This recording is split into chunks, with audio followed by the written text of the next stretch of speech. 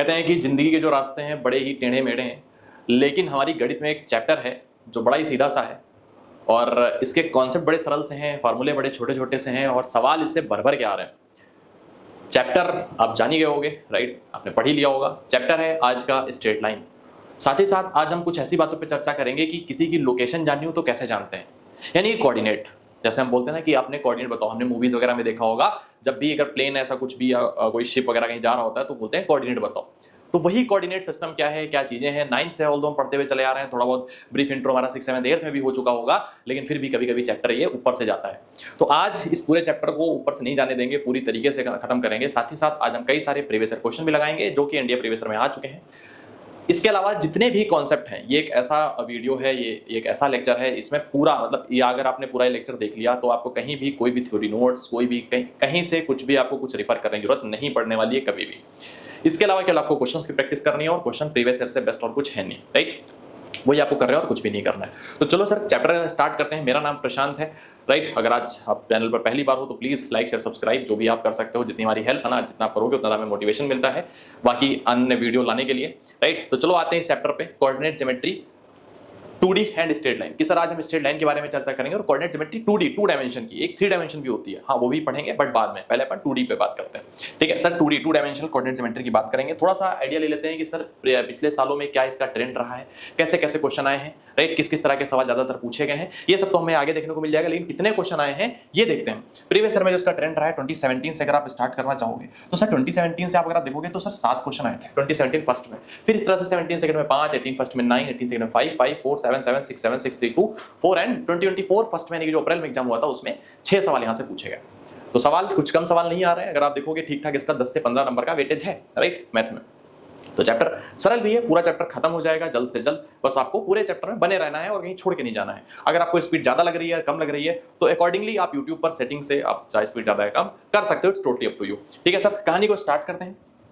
कहानी हमारी बड़ी सिंपल सी है, कहानी में कोई भी कठिनता नहीं होगी, इस बात की जिम्मेदारी मेरी है, बस आपको ध्यान से सुनते रहना है, राइट? आगे बढ़ते हैं सर अगले टॉपिक पे, हमारे टॉपिक स्टार्ट करते हैं यहां से और हम सबसे पहली बात पढ़ते हैं कि sir what is axis and what is quadrant. कि सर एक्सिस और क्वाड्रेंट होते क्या? सबसे पहले बहुत सिंपल सी एक लाइन आपको बताऊंगा, सर एक्सिस और क्वाड्रेंट होते क्या।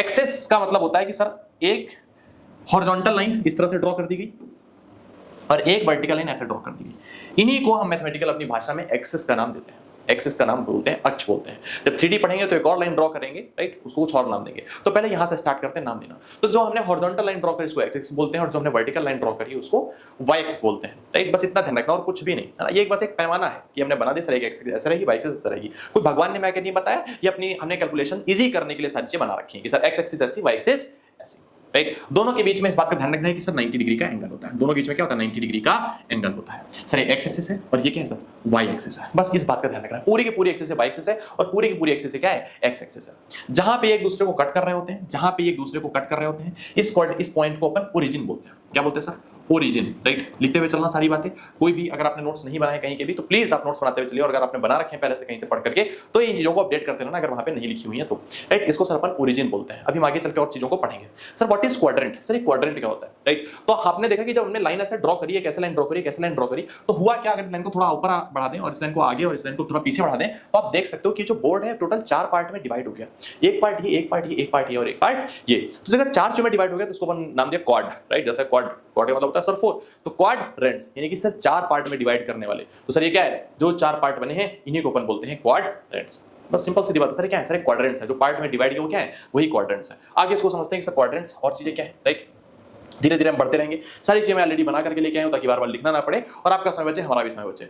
ये सर आपने देखा, ये क्वाड्रेंट, ये क्वाड्रेंट, ये क्वाड्रेंट, ये क्वाड्रेंट। अब इनका नाम दिया गया और नाम स्टैंडर्ड है। ऐसा आप नहीं बोलोगे कि सर कल को आप इसको अपने मन से फर्स्ट बोल दो, नहीं। फर्स्ट इसी को बोला जाएगा, सेकंड इसे बोला जाएगा, थर्ड इसे बोला जाएगा और फोर्थ इसे बोला जाएगा। अब यहाँ पे मैं बड़ी इंटरेस्टिंग बात आपको बताना यहाँ से स्टार्ट करता हूँ, बहुत ध्यान सुनते रहना। जहां पे ये पॉइंट इंटरसेक्ट कर रहा होता है, ये जहां पे पॉइंट, जिस पॉइंट पर इंटरसेक्शन पॉइंट होता है एक्स एक्सिस और वाई एक्सिस का, इसको भी अपन ने समझा कि सर ये और कुछ नहीं बल्कि क्या है, ये ओरिजिन है, ये ओरिजिन है। अब यहां से मैं आपको चीज बताना स्टार्ट करूंगा जो आपको बहुत ध्यान सुनिए। ओरिजिन से इधर की ओर अगर आप बढ़ते हो, मूव करते हो एक्स एक्सिस पर, इधर की ओर अगर आप चलते हो, तो अगर आप इधर की ओर जा रहे हो तो जो भी आप डिस्टेंस कवर करोगे उस डिस्टेंस को प्लस में माना जाएगा, उस डिस्टेंस माना जाएगा। प्लस माने कि आप सर प्लस की तरफ चल रहे हो। और अगर आप इधर की ओर मूव करते हो एक्स एक्सिस पर, तो इसको आपको माइनस में बताना पड़ेगा कि सर मैं इधर मूव हूं तो माइनस में मूव हूं, यानी कि सर इधर वाली प्लस एक्स एक्सिस है, इधर वाली माइनस एक्स एक्सिस है।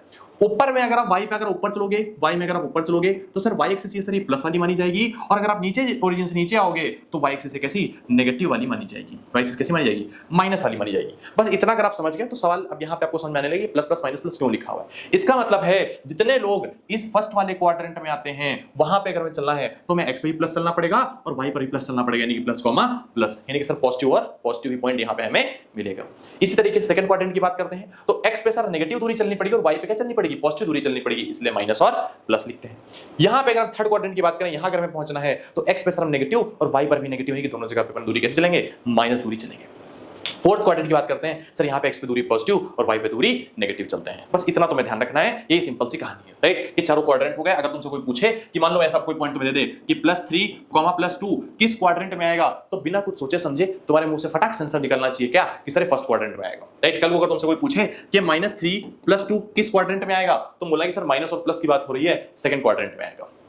कल कोई तुमसे पूछे कि माइनस का 1/2 एंड माइनस का 3/4 किस क्वाड्रेंट में आएगा, तुम बोलोगे सर दोनों नेगेटिव लिए गए, यानी कि थर्ड क्वाड्रेंट में आएगा। अगर तुमसे कल कोई पूछे कि √3/2 माइनस π/2 किस क्वाड्रेंट में आएगा, तो घबराना नहीं कि सर ये सब क्या चल रहा है, तो बस प्लस और माइनस से मतलब रखना है, इधर प्लस इधर माइनस है, सर फोर्थ क्वाड्रेंट में आएगा। बस इतनी सी बात ध्यान रखनी है, क्वाड्रेंट ऐसे ही पहचानना है और इसमें कोई रॉकेट साइंस नहीं है। कहानी क्लियर हो गई होगी। आगे हम बढ़ते हैं, सारी चीजों को नोट करते हुए चलना, कोई भी चीज छोड़ने वाली यहाँ पर है नहीं। अब हम बात करते हैं व्हाट इज कोऑर्डिनेट। देखिए कोऑर्डिनेट होता क्या है, कोऑर्डिनेट मतलब होता है किसी पॉइंट की लोकेशन बताना, किसी पॉइंट क्या बताना, लोकेशन बताना। अब जैसे मैं यहाँ पे आपको एक सिंपल सा एग्जांपल लेकर के बताने की कोशिश करता हूँ, राइट। जैसे यहाँ पे सर ये पॉइंट है, अब मेरे को यहां पहुंचना है, अब मेरे को कहां पहुंचना है, सर इस पॉइंट पर पहुंचना है। बड़ा सा आपको दिख रहा होगा कि सर ऐसा गूगल मैप की तरह लोकेशन बता रहा है, सर यहां पे पहुंचना है। अगर यहां पे पहुंचना है तो जाहिर सी बात है आप जब भी स्टार्ट करोगे तो आप ओरिजिन से स्टार्ट करोगे, मतलब आप 0,0 पर खड़े हो। आप जब भी स्टार्ट करोगे तब आप ओरिजिन से स्टार्ट करोगे, राइट। तो अपन थोड़ा सा इसको डिवाइड कर देते हैं, मान लेते हैं यहाँ पे 3 पॉइंटर्स होंगे, राइट, ऐसा मान लेते हैं कुछ भी, राइट। तो अब देखो जब मेरे को यहां पहुंचना है तो सबसे पहले आपको क्या करना पड़ेगा, आप ओरिजिन से स्टार्ट करो और सबसे पहले एक्स वाली दूरी चलो।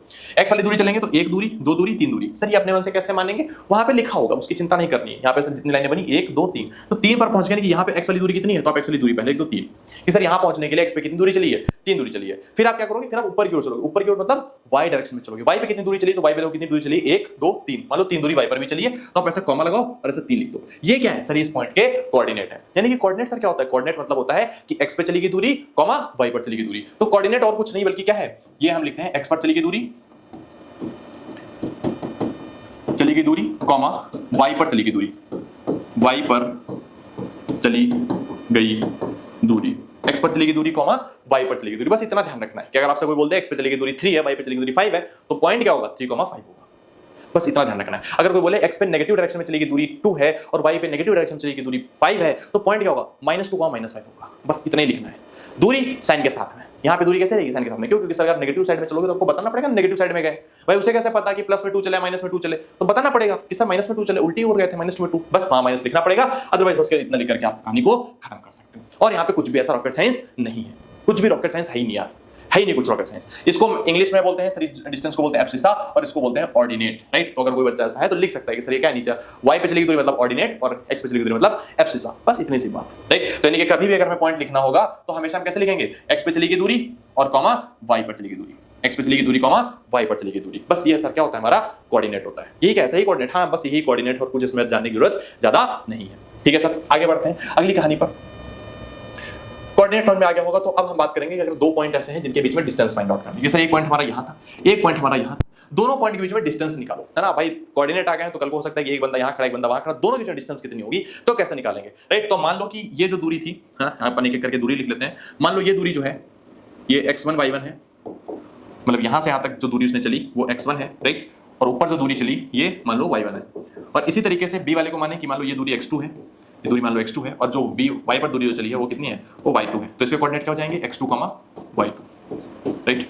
और इसके कोऑर्डिनेट वाले कितने हो जाएंगे, x1, y1, x1, y1 और x2, y2, उन्हें दोनों पॉइंट लिख दिए। दोनों के बीच की डिस्टेंस बतानी है आपको, बस इतना ध्यान रखना है कि x वाले से x को घटा दो, y वाले से y को घटा दो, स्क्वायर कर दो, सम कर दो, अंडर रूट लो, ये क्या होती है, बीच की डिस्टेंस होती है। यानी कि distance is nothing but under root x 2 minus x1 का whole square plus y2 minus y1 का होल स्क्वायर। फार्मूला रट लो, इसको रट लो, नहीं रटा है तो रट लो कि अगर 2 पॉइंट के बीच डिस्टेंस निकालनी है under root x2 minus x1 का whole square plus y2 minus y1 का होल स्क्वायर पूरे का अंडर रूट, राइट। डिस्टेंस कभी नेगेटिव नहीं आती, अंडर रूट के बाद नेगेटिव साइन मत लगाना, पहली बात। दूसरी बात है कि अगर आप चाहो तो x1 x2 को आपस में चेंज भी कर दो, कोई फर्क नहीं पड़ेगा। हमें ये नहीं सोचना सर हम किसको x2 माने किसको x1, चाहे किसको किसी को भी कुछ मान लो, कोई फर्क नहीं पड़ने वाला। चाहे आप x1 पहले लिखो या x2 पहले लिखो, कोई फर्क नहीं पड़ने वाला, आंसर क्या आएगा सेम ही आएगा हमेशा, इस बात का ध्यान रखना है, राइट। y2 माइनस y1 के केस में भी आपको यही ध्यान रखना है कि चाहे आप पलट दोगे तब भी आंसर क्या आएगा सेम आएगा। एग्जांपल कर लेते हैं फटाक से, है ना। जैसे एग्जांपल कि sir what is the distance between 3,5 and 2,9, कि सर 2,9 और 3,5 के बीच डिस्टेंस कितनी होगी, ऐसा सवाल आ गया। तो हम क्या लिखेंगे सर x2 माइनस x1, है ना, किसी को भी मान लो, चाहे इसको x2y2 मान लो, इसको x1y1 मान लो, या इसको x2y2 इसको x1y1 मान लो।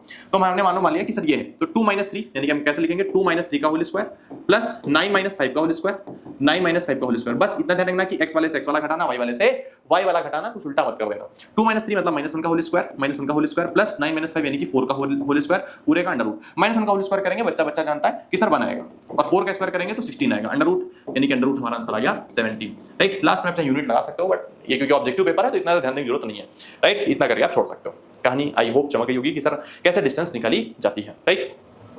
आगे बढ़ते हैं अगले सवाल पे, मतलब अगले कॉन्सेप्ट पे, है ना। तो अगला कॉन्सेप्ट है हमारा सेक्शन फार्मूला। अब ये सेक्शन फार्मूला क्या होता है, ये विभाजन सूत्र क्या होता है, ये हम पढ़ते हैं। विभाजन सूत्र का मतलब होता है कि कल को मान लो 2 पॉइंट आपके पास है, 2 लोकेशन ऐसी थी, राइट। 2 लोकेशन हमें दे रखी थी, मैं सीधे फार्मूले ही लिखूंगा डायरेक्टली, राइट, और आपको समझाते हुए लिखूंगा। इससे मान लो एक लोकेशन ये है, इसे कोऑर्डिनेट है मान लो x1 y1 और इसे कोऑर्डिनेट मान लो है x2 y2।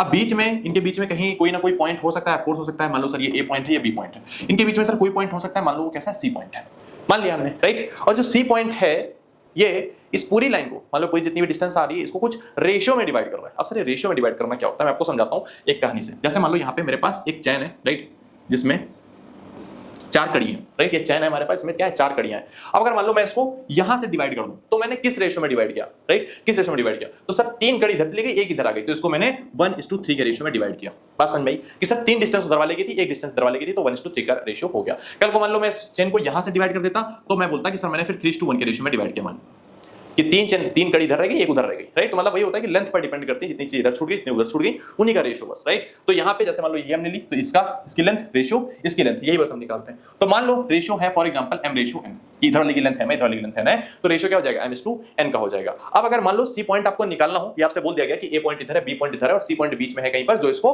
डिवाइड कर रहा है m और n के रेशियो में। तो आप अगर C का कोऑर्डिनेट बताओ, तो मान लेते हैं C का कोऑर्डिनेट सर x y होगा। अब अगर x और y की वैल्यू निकालनी तो कैसे निकालेंगे, आप ऐसे लिखो x और m को भेजो पड़ोसी के पास, पड़ोसी के पास मतलब सर x2 के पास, मतलब m वाला उधर से कांटेक्ट करेगा, जो इधर का रेशियो उधर से कांटेक्ट करेगा। ये नहीं कि अपने आप से कर दे, नहीं, अपने वाले से नहीं करेगा, इधर से नहीं करेगा, उल्टे वाले से करेगा। m * x2, x वाले केस में x वाले सारे लिखने हैं, y वाले केस में सारे y वाले लिखने हैं, m * x2। फिर n * x1 प्लस साइन लगा देना है, n * x1 अपॉन, और नीचे दोनों रेशियो का जो भी रेशियो में डिवाइड किया तो उनका सम, यानी कि m + n लगा दिया। ये किसकी वैल्यू हो गई, x की वैल्यू हो गई। इसी तरीके से अगर मान लो y की वैल्यू निकालनी तो कैसे निकालेंगे, my2 + ny1 upon m + n, कि सर y कोऑर्डिनेट अगर आपको निकालना है तो आप ऐसे निकाल सकते हो, x कोऑर्डिनेट निकालना तो आप ऐसे निकाल सकते हो। बाकी इसमें कोई रॉकेट साइंस नहीं है, राइट। ये कहानी तब है जब पॉइंट जो है a और b के कहीं ना कहीं बीच में, यानी कि इंटरनली a और b के बीच की कहानी चल रही है। ऐसा नहीं a और b के बीच के बाहर का पॉइंट था, कहीं नहीं, a और b के बीच के अंदर का पॉइंट है। तो ऐसे डिवीजन को अपन बोलते हैं इंटरनली। तो ये फार्मूला है इंटरनली के लिए, राइट। ये आपको नोट करते हुए चलना है, कुछ भी छोड़ना नहीं है। इंटरनली का डिवाइड करेगा तो इस तरह से कहानी बनेगी। लेकिन अगर कहानी एक्सटर्नली डिवाइड कर रही है, अगर कहानी एक्सटर्नली डिवाइड कर रही हो तो कहानी कैसे बनेगी, राइट। सीधे सीधे आपको फार्मूला इसका लिखना है कि अगर कहानी एक्सटर्नली डिवाइड कर रही हो, राइट, अगर कहानी एक्सटर्नली डिवाइड कर रही हो, एक्सटर्नली अगर डिवाइड कर रही हो, एक्सटर्नली का डिवाइड करके जो C पॉइंट है वो A और B के बीच में नहीं कहीं बाहर है, तो इधर कहीं बाहर है तो इधर कहीं बाहर है, तब कैसे होगा, राइट। तो सेम फार्मूला रहेगा, x का तब भी कोऑर्डिनेट सेम आएगा। बस आपको इस बात का ध्यान रखना है कि जो आप बीच में प्लस साइन इंट्रोड्यूस कर रहे थे वो बस माइनस हो जाएगा और कुछ नहीं, वो बस माइनस हो जाएगा और कुछ नहीं। हर जगह पे जहां जहां आपने प्लस साइन यूज किया था हर जगह पे वो चीज माइनस साइन में कन्वर्ट हो जाएगी और बिल्कुल सारी बातें एकदम सेम टू सेम रहेंगी, राइट। x बराबर फिर उस केस में ये आएगा और y बराबर ये आएगा। ये कब आएगा, जब एक्सटर्नली डिवाइड करेगा। ये कब आएगा, जब इंटरनली मामला डिवीजन का होगा तब, राइट। ये आपको लगाना है अगर मान लो कभी ऐसा कोई सवाल अराइज होता है तो। बट सवाल इससे ज्यादा कठिन आते हैं, राइट। हम चलते हैं सवालों पे, ये आई होप नोट करते रह रहे होगे आप। राइट। कुछ रिमार्क्स है पहले वो पढ़ लेते हैं, उसके बाद अपन आते हैं सवालों पे। जैसे पहला the ratio in which a given line segment is divided is to be determined then sometimes for convenience, है ना, कि सर कन्वीनियंस आपके लिए क्या है कि आप ऐसा ना मत मानो कि कल को मान लो ऐसा आपसे पूछा जाए कि किस रेशियो में डिवाइड करा, ये पॉइंट है, ये दोनों पॉइंट है, किस रेशियो में डिवाइड करा, तो आपको m/n नहीं मानना उस केस में। उस केस में आपको जो रेशियो मानना है वो λ/1 मानना है। ऐसा नहीं कि सर λ/2 λ2 मान लिया या m/n मान लिया, नहीं, आपको उस केस में या तो k/1 मान लो या λ/1 मान लो। आप कैसे मानना है ये भी मैं भी सवाल करके दिखाता हूं। राइट। अगली बात है the value of k turns out to be positive, कि अगर k की वैल्यू जो है पॉजिटिव आ जाए, है ना, k की वैल्यू क्या है धनात्मक आ जाए, तो मतलब है कि वो इंटरनली डिवाइड कर रहा था, और अगर k की वैल्यू नेगेटिव आ जाए तो इसका मतलब है कि वो एक्सटर्नली डिवाइड कर रहा है। ठीक है, इस बात का ध्यान रखना, कैसे डिवाइड कर रहा है, एक्सटर्नली डिवाइड कर रहा है। अगली बात है the coordinate of the mid point, अगर मिड पॉइंट की भी बात चल जाएगी तो रेशियो क्या हो जाएगा 1:1 का, है ना, कि आधी लेंथ इधर आधी लेंथ उधर, तो जहां जहां m और n लिखा था वहां क्या आ जाएगा 1:1 आ जाएगा। अब अगर 1:1 लिख के लगाओगे तो सीधे यही फार्मूला मिल जाएगा, जो कि क्या मिड पॉइंट का फार्मूला भी है। राइट, कि अगर दो पॉइंट के बीच का मिड पॉइंट निकालना है तो सीधे सीधे ये फार्मूला लगा देना होता है। उम्मीद करता हूं कहानी थोड़ी बहुत क्लियर हो रही होगी। सवाल पे चलते हैं सीधे सीधे। पीवाईक्यू 2017 फर्स्ट का क्वेश्चन आया हुआ है, what is the ratio in which the point, ये है जो पॉइंट है डिवाइड करता है इस पॉइंट को और इस पॉइंट को। राइट, रेशियो यहां पूछा गया है। अब जब भी रेशियो से रिलेटेड सवाल है आपको m/n नहीं मानना है कभी भी, आपको k/1 या λ/1 जो भी आपका मन करे आप मान सकते हो। मतलब एक ही वहां पे वेरिएबल रखना, दो वेरिएबल नहीं रखने। एक वेरिएबल रखने से फायदा क्या होगा मैं आपको करके दिखाता हूं। राइट, जैसे मान लो ये जॉइनिंग द पॉइंट्स, ये सर पॉइंट ये और ये हमारे दो पॉइंट हैं और इनको डिवाइड कर रहा है ये। राइट, ये डिवाइड कर रहा है, हमें बस रेशियो की बात करनी है। राइट, तो डिवाइड कर रहा है, हमने मान लिया कि सर ये पॉइंट ए ऐसा होगा -2, और जो हमारा बी पॉइंट है वो कुछ ऐसा होगा 2, -4। बी पॉइंट हमारा 2, -4 है, और जो पॉइंट है वो कहीं ना कहीं मान लो बीच में होगा, हम बीच में ही मान के चलते हैं, हम मानेंगे इंटरनली, ऐसा मान के चलो इंटरनली आपको मानना है। अब लैम्डा आ गया कुछ माइनस आ गया तो एक्सटर्नली है, अदरवाइज आप इंटरनली ही आपको मानना है। ठीक, -2/7, -20/7 सर ये हमारा पॉइंट है जो डिवाइड कर रहा है इनको। किस रेशियो में डिवाइड कर रहा है, क्योंकि हमें रेशियो नहीं पता है, रेशियो में फाइंड आउट करना है, तो हम मानेंगे कि सर ये k/1 के रेशियो में डिवाइड कर रहा है। किसके रेशियो में डिवाइड कर रहा है, k और 1 के रेशियो में। सवाल करने का मैं तरीका बता रहा हूं, और ये अगर नहीं है तो कोई मतलब नहीं है, चाहे जितने आप कॉन्सेप्ट पढ़ लो, लेकिन अगर आपने अप्रोच नहीं सीखी सवाल लगाने की तो कोई फायदा ही नहीं, क्योंकि वहां आपके सवाल आएंगे। कोई थ्योरी नहीं लिखने के लिए आएगी, सवाल आएंगे, सवाल लगाने की अप्रोच समझो।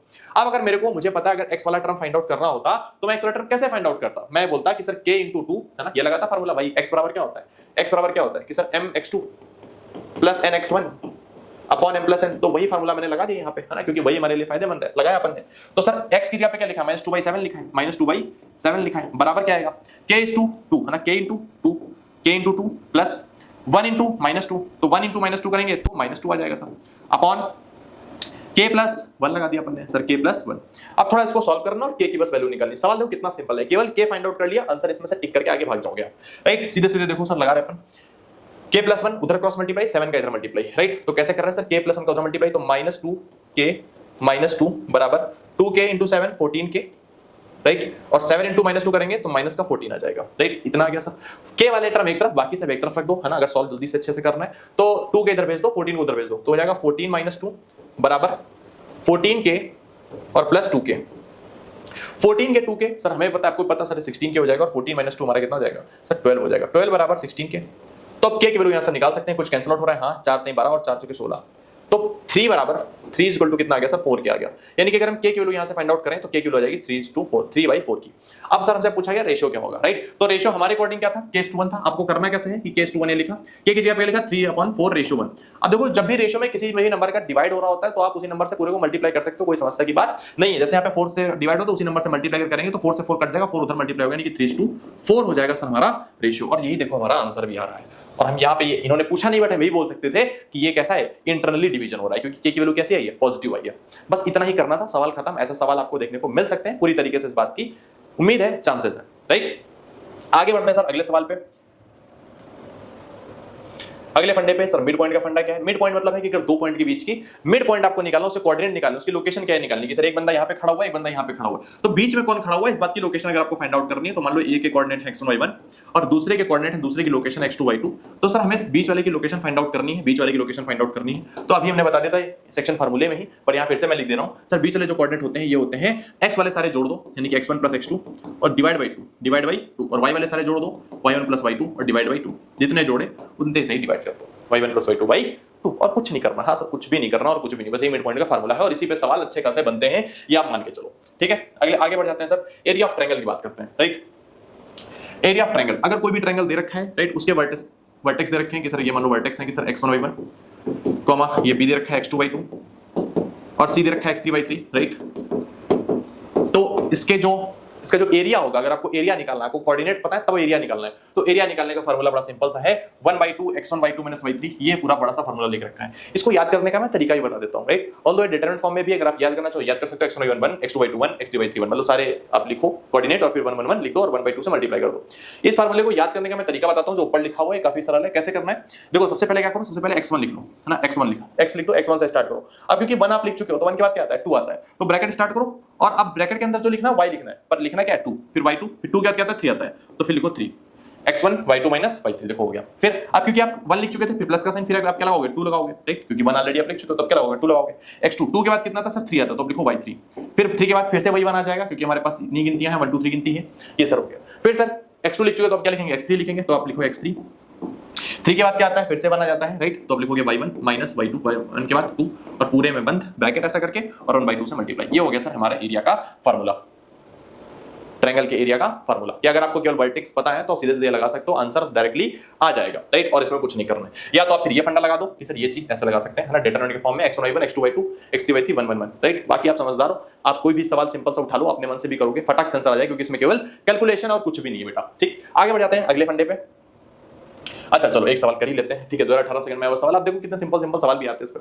सर ये हमारे पास कोऑर्डिनेट दे रखा है x1, 1/x1 x2 1/x2 x3 1/x3, केवल डरवाने के लिए, बाकी कुछ नहीं इसमें, राइट। सबसे पहले अपन क्या लिखते हैं x1 वाला केस, राइट, x1। फिर क्या लिखते हैं सर, अगर आपको कभी कंफ्यूजन होती है ऐसे सवालों में तो आप मान भी सकते हो, राइट, आप मान सकते हो। क्या सर मान सकते हैं, जो आपको मानना है कि इसको अपन x1y1, इसको अपन x2y2 और इसको अपन x3y3 ऐसा मान लेते हैं। अब उठा के लिखना शुरू करो। सबसे पहले अपन क्या लिखते हैं सर x1 लिखते हैं, तो x1 लिखा। फिर क्या लिखते हैं सर y2, है ना, y2 सर कितना है 1/x2, तो 1/x2 - 1/x3 ये लिख दिया सर।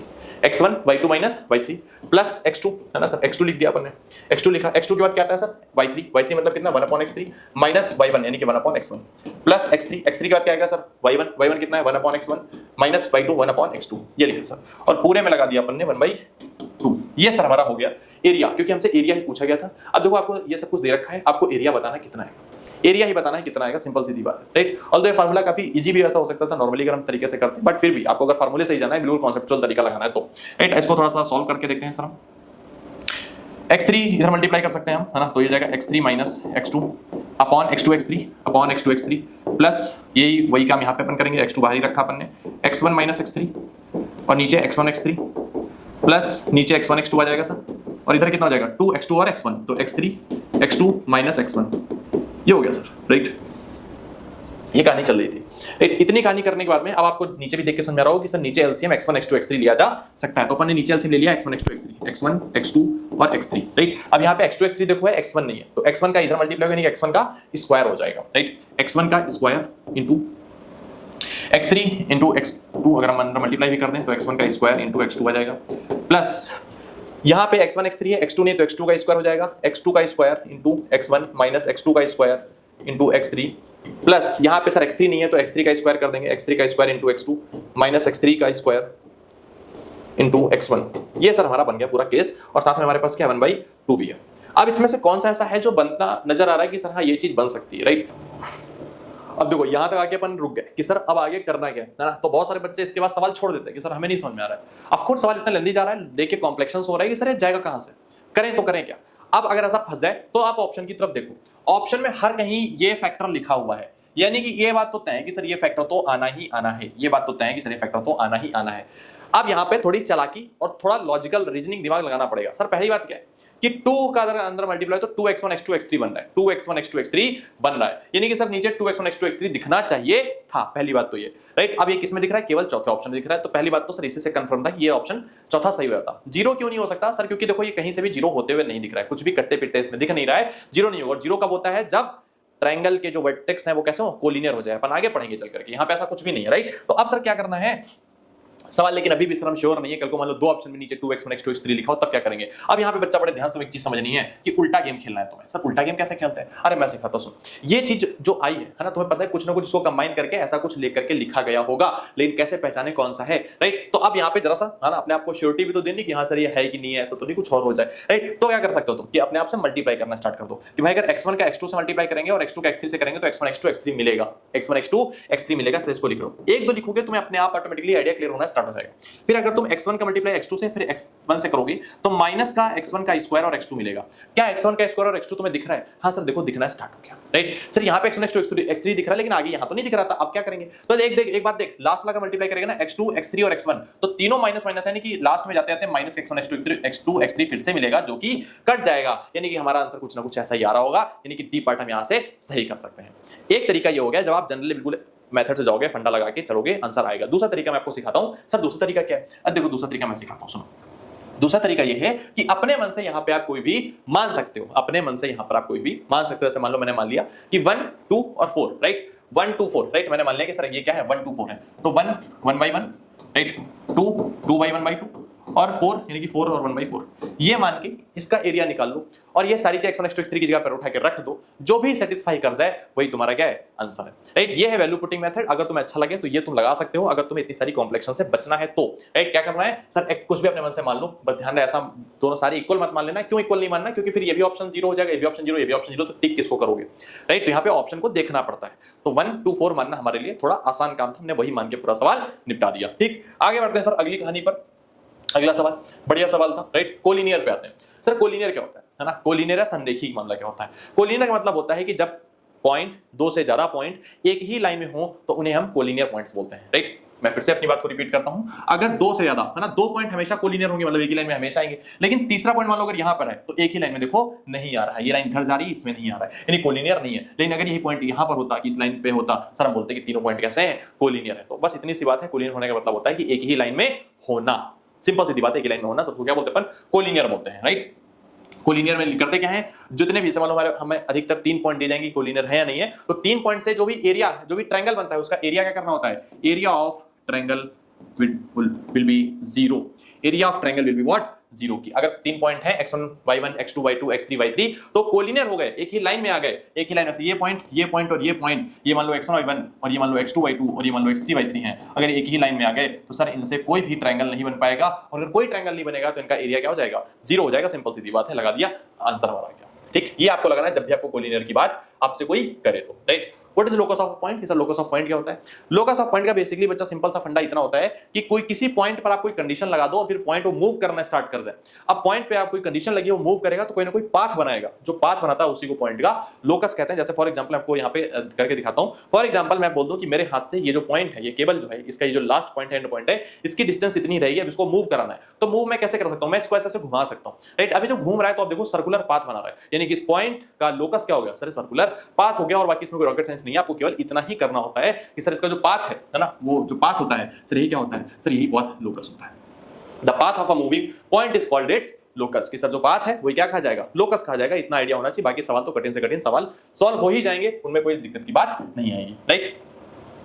अब फटाफट हम थोड़ा सा क्वाड्रेटल के बारे में पढ़ लेते हैं। सर चतुर्भुज, राइट, ऑल्दो हम थोड़ा सा इनको डिटेल में बता देंगे। सर क्वाड्रेटल कुछ हैं जो आपको पता होने चाहिए। सबसे पहले इसमें से है सर रेक्टेंगल। रेक्टेंगल आप सभी को पता है, राइट, पर मैं एक बार फिर से इसको बना के भी दिखाता हूं, चलूंगा कि रेक्टेंगल कुछ ऐसा होता है जिसमें आपने सामने की साइड जो होती है वो बराबर होती है, सारे एंगल 90 डिग्री होते हैं, 90 डिग्री के होते हैं, डायगोनल्स सारे के सारे बराबर होते हैं, डायगोनल सारे के सारे क्या होते हैं, बराबर होते हैं। यहाँ पे बड़ी छोटी चीज लिखी है, लेकिन आपको ज्यादा चीज लिखनी है, जो मैं बोल रहा हूँ ये भी सुनना है कि डायगोनल सारे के सारे बराबर होते हैं, 90 डिग्री सारे सारे एंगल होते हैं, अपोजिट साइड जो होती हैं वो बराबर होती हैं, राइट। अपोजिट कैसे होती हैं, बराबर होती हैं। साथ ही साथ जो डायगोनल्स होते हैं ये मिड पॉइंट पर इंटरसेक्ट करते हैं। डायगोनल कैसे करते हैं, मिड पॉइंट पर इंटरसेक्ट करते हैं। अगली बात आते हैं, फटाफट हम करते हैं जो जरूरत है हमारे लिए, पैरेललोग्राम। कि सर समांतर चतुर्भुज है ना, पैरेललोग्राम मतलब समांतर चतुर्भुज। पैरेललोग्राम क्या होता है कि सर आमने सामने की जो साइड होती है ये पैरेलल होती है, आमने सामने की साइड होती है वो पैरेलल होती है और बराबर होती है, आमने सामने की साइड होती है वो पैरेलल होती है और बराबर होती है। पैरेलल मतलब समांतर होती है, कहीं भी एक दूसरे को कट नहीं करेंगे, राइट। दूसरी बात है इनके जो डायगोनल्स होते हैं ये बराबर नहीं होते हैं, लेकिन हाँ इनके जो डायगोनल्स होते हैं ये मिड पॉइंट पर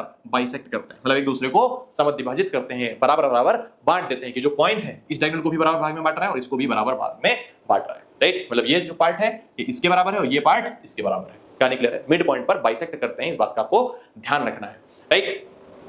अगली बात अपन करते हैं स्क्वायर की। सर स्क्वायर क्या होता है ना, तो स्क्वायर कुछ ऐसा होता है जिसमें चारों साइड आपस में बराबर होती हैं और सारे एंगल यहाँ पर 90 डिग्री होते हैं। चारों साइड आपस में बराबर और सारे एंगल कैसे हैं, 90 डिग्री है। अगली बात है कि सर इसमें जो डायगोनल होते हैं, भी डायगोनल कैसे होते हैं, बराबर होते हैं, डायगोनल्स आर इक्वल। जो मैं बातें बोल रहा हूं ये भी आपको नोट करनी है, डायगोनल्स आर इक्वल। और जो डायगोनल्स होते हैं इस बात का आपको ध्यान रखना है ये 90 डिग्री पर ही एक दूसरे को बाइसेक्ट करते हैं। बाइसेक्ट मैं बोल रहा हूं इसका मतलब है डायगोनल बराबर बराबर बढ़ जाते हैं वहीं पे, राइट। इस बात का आपको ध्यान रखना है।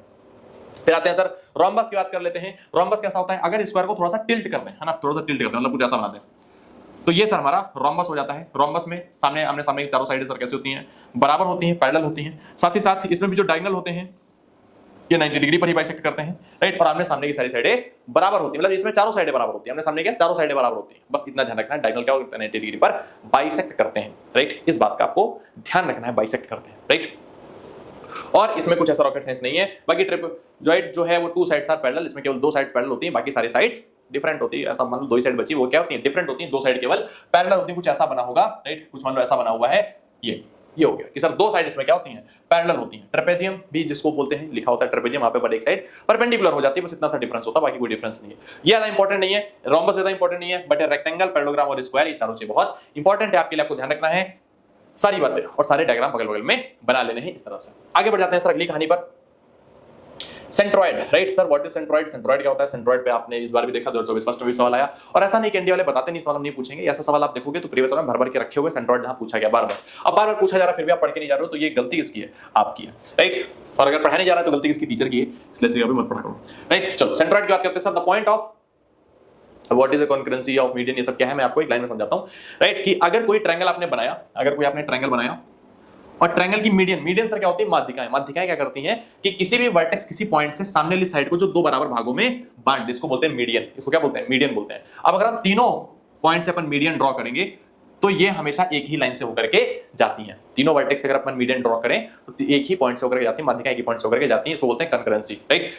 जो पॉइंट ऑफ इंटरसेक्शन होता है, जो पॉइंट ऑफ इंटरसेक्शन होता है, इसी को सर अपन बोलते हैं कि यही क्या है? यही हमारा जी या सेंट्रॉइड है। जी को से डिनोट करते हैं और इसको क्या बोलते हैं सर? सेंट्रॉइड। तो point of intersection of all medians is called centroid of the triangle, right. ध्यान रखना है, जी डिवाइड्स मीडियन इनटू 2:1। सर इस बात का क्या मतलब है? जो पॉइंट है जी, राइट, अगर ये देखा है तो इस लाइन को 2:1 के रेशियो में डिवाइड कर रहा है, कि मतलब इतनी ये लाइन और ये फिर ये लाइन, तो 2:1 के रेशियो में डिवाइड कर रहा है, इस बात का मतलब है। अगली बात है, G always lies inside the triangle. ऐसा कभी नहीं होगा कि जी बाहर चला जाए, जी हमेशा ट्रायंगल के अंदर ही मिलेगा तुम्हें, राइट। तीसरी बात है, कोऑर्डिनेट ऑफ जी, अगर कल को तुम्हें जी निकालना तो कैसे निकालोगे? x1 + x2 + x3/3, y1 + y2 + y3/3। Sir x1 y1 क्या है? ये तीन वर्टेक्स के कोऑर्डिनेट हैं, x1 y1, ये बना लेना है डायग्राम साथ साथ में ताकि तुम्हें आइडिया रहे। x2 y2 और ये क्या है सर? x3/3।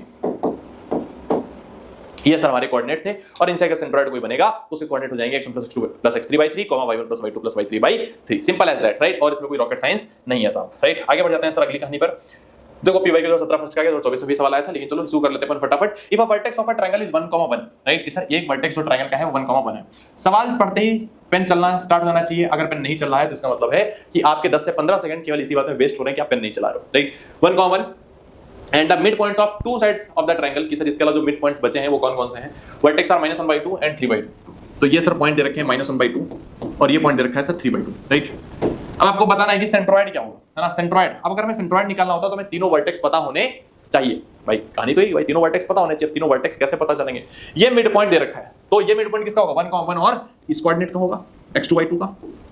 और ये मिड पॉइंट किसका होगा सर? मान लो अगर x3 y3 है तो x3 और 1,1 का ये मिड पॉइंट होगा। तो अब यहां से पॉइंट निकाला जा सकता है। कैसे निकाल सकते हैं सर? अगर हमें x वाला कोऑर्डिनेट निकालना तो कैसे निकालेंगे? 1 + x2 y2, यानी कि 1 + x2 y2 बराबर कितना होगा सर? -1 के बराबर होगा, राइट। निकालोगे तो 1 + x2 बराबर -2 आ जाएगा सर, और x2 बराबर सर यहां से निकालोगे तो -3 आ जाएगा। x2 बराबर -3, यानी सर ये पॉइंट हमारा कितना सर? -3।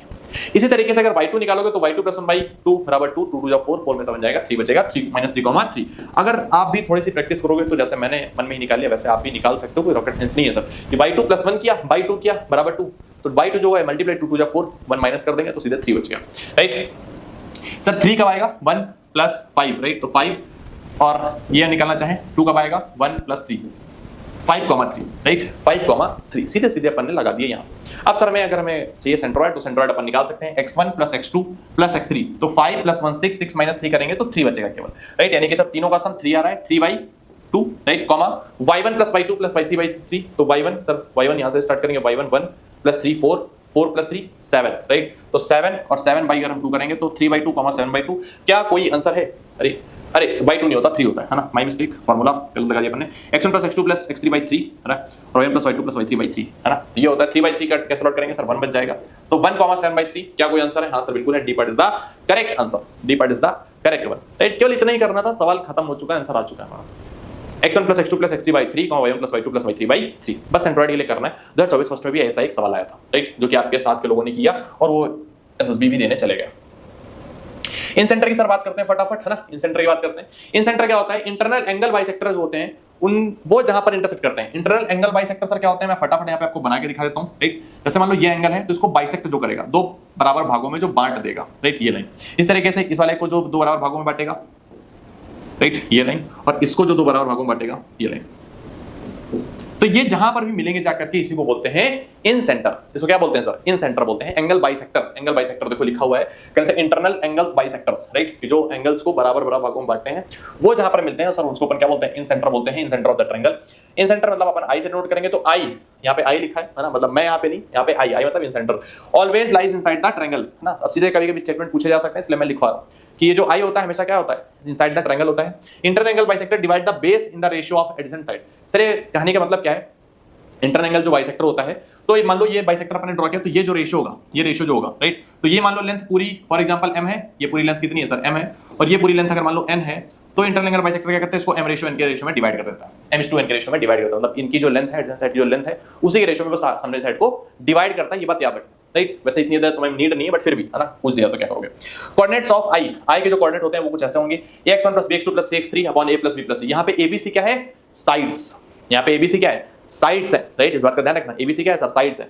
x1 अगर ये मान लो x1 है, ये y1 है, तो इसके सामने की साइड a, राइट। इसी तरीके से अगर मान लो x2 y2 है तो सामने साइड b, x3 y3 तो सामने साइड c। तो इस तरह से सर साइड्स हैं, एबीसी क्या है, साइड्स हैं। ABC are the length of the sides of triangle. तो अगर कोई सेंटर तुम्हें निकालने के लिए कहा जाए, तुम्हें साइड्स दे रखे हो, तुम सीधे सीधे से निकाल सकते हो, कोई तुम्हें रोकेगा नहीं, राइट, कोई मना नहीं करने वाला। कहानी क्लियर है सर, आगे बढ़ जाते हैं फटाफट, है ना। इन सेंटर की बात हो गई, अब अपन बात करते हैं sir what is circum centre.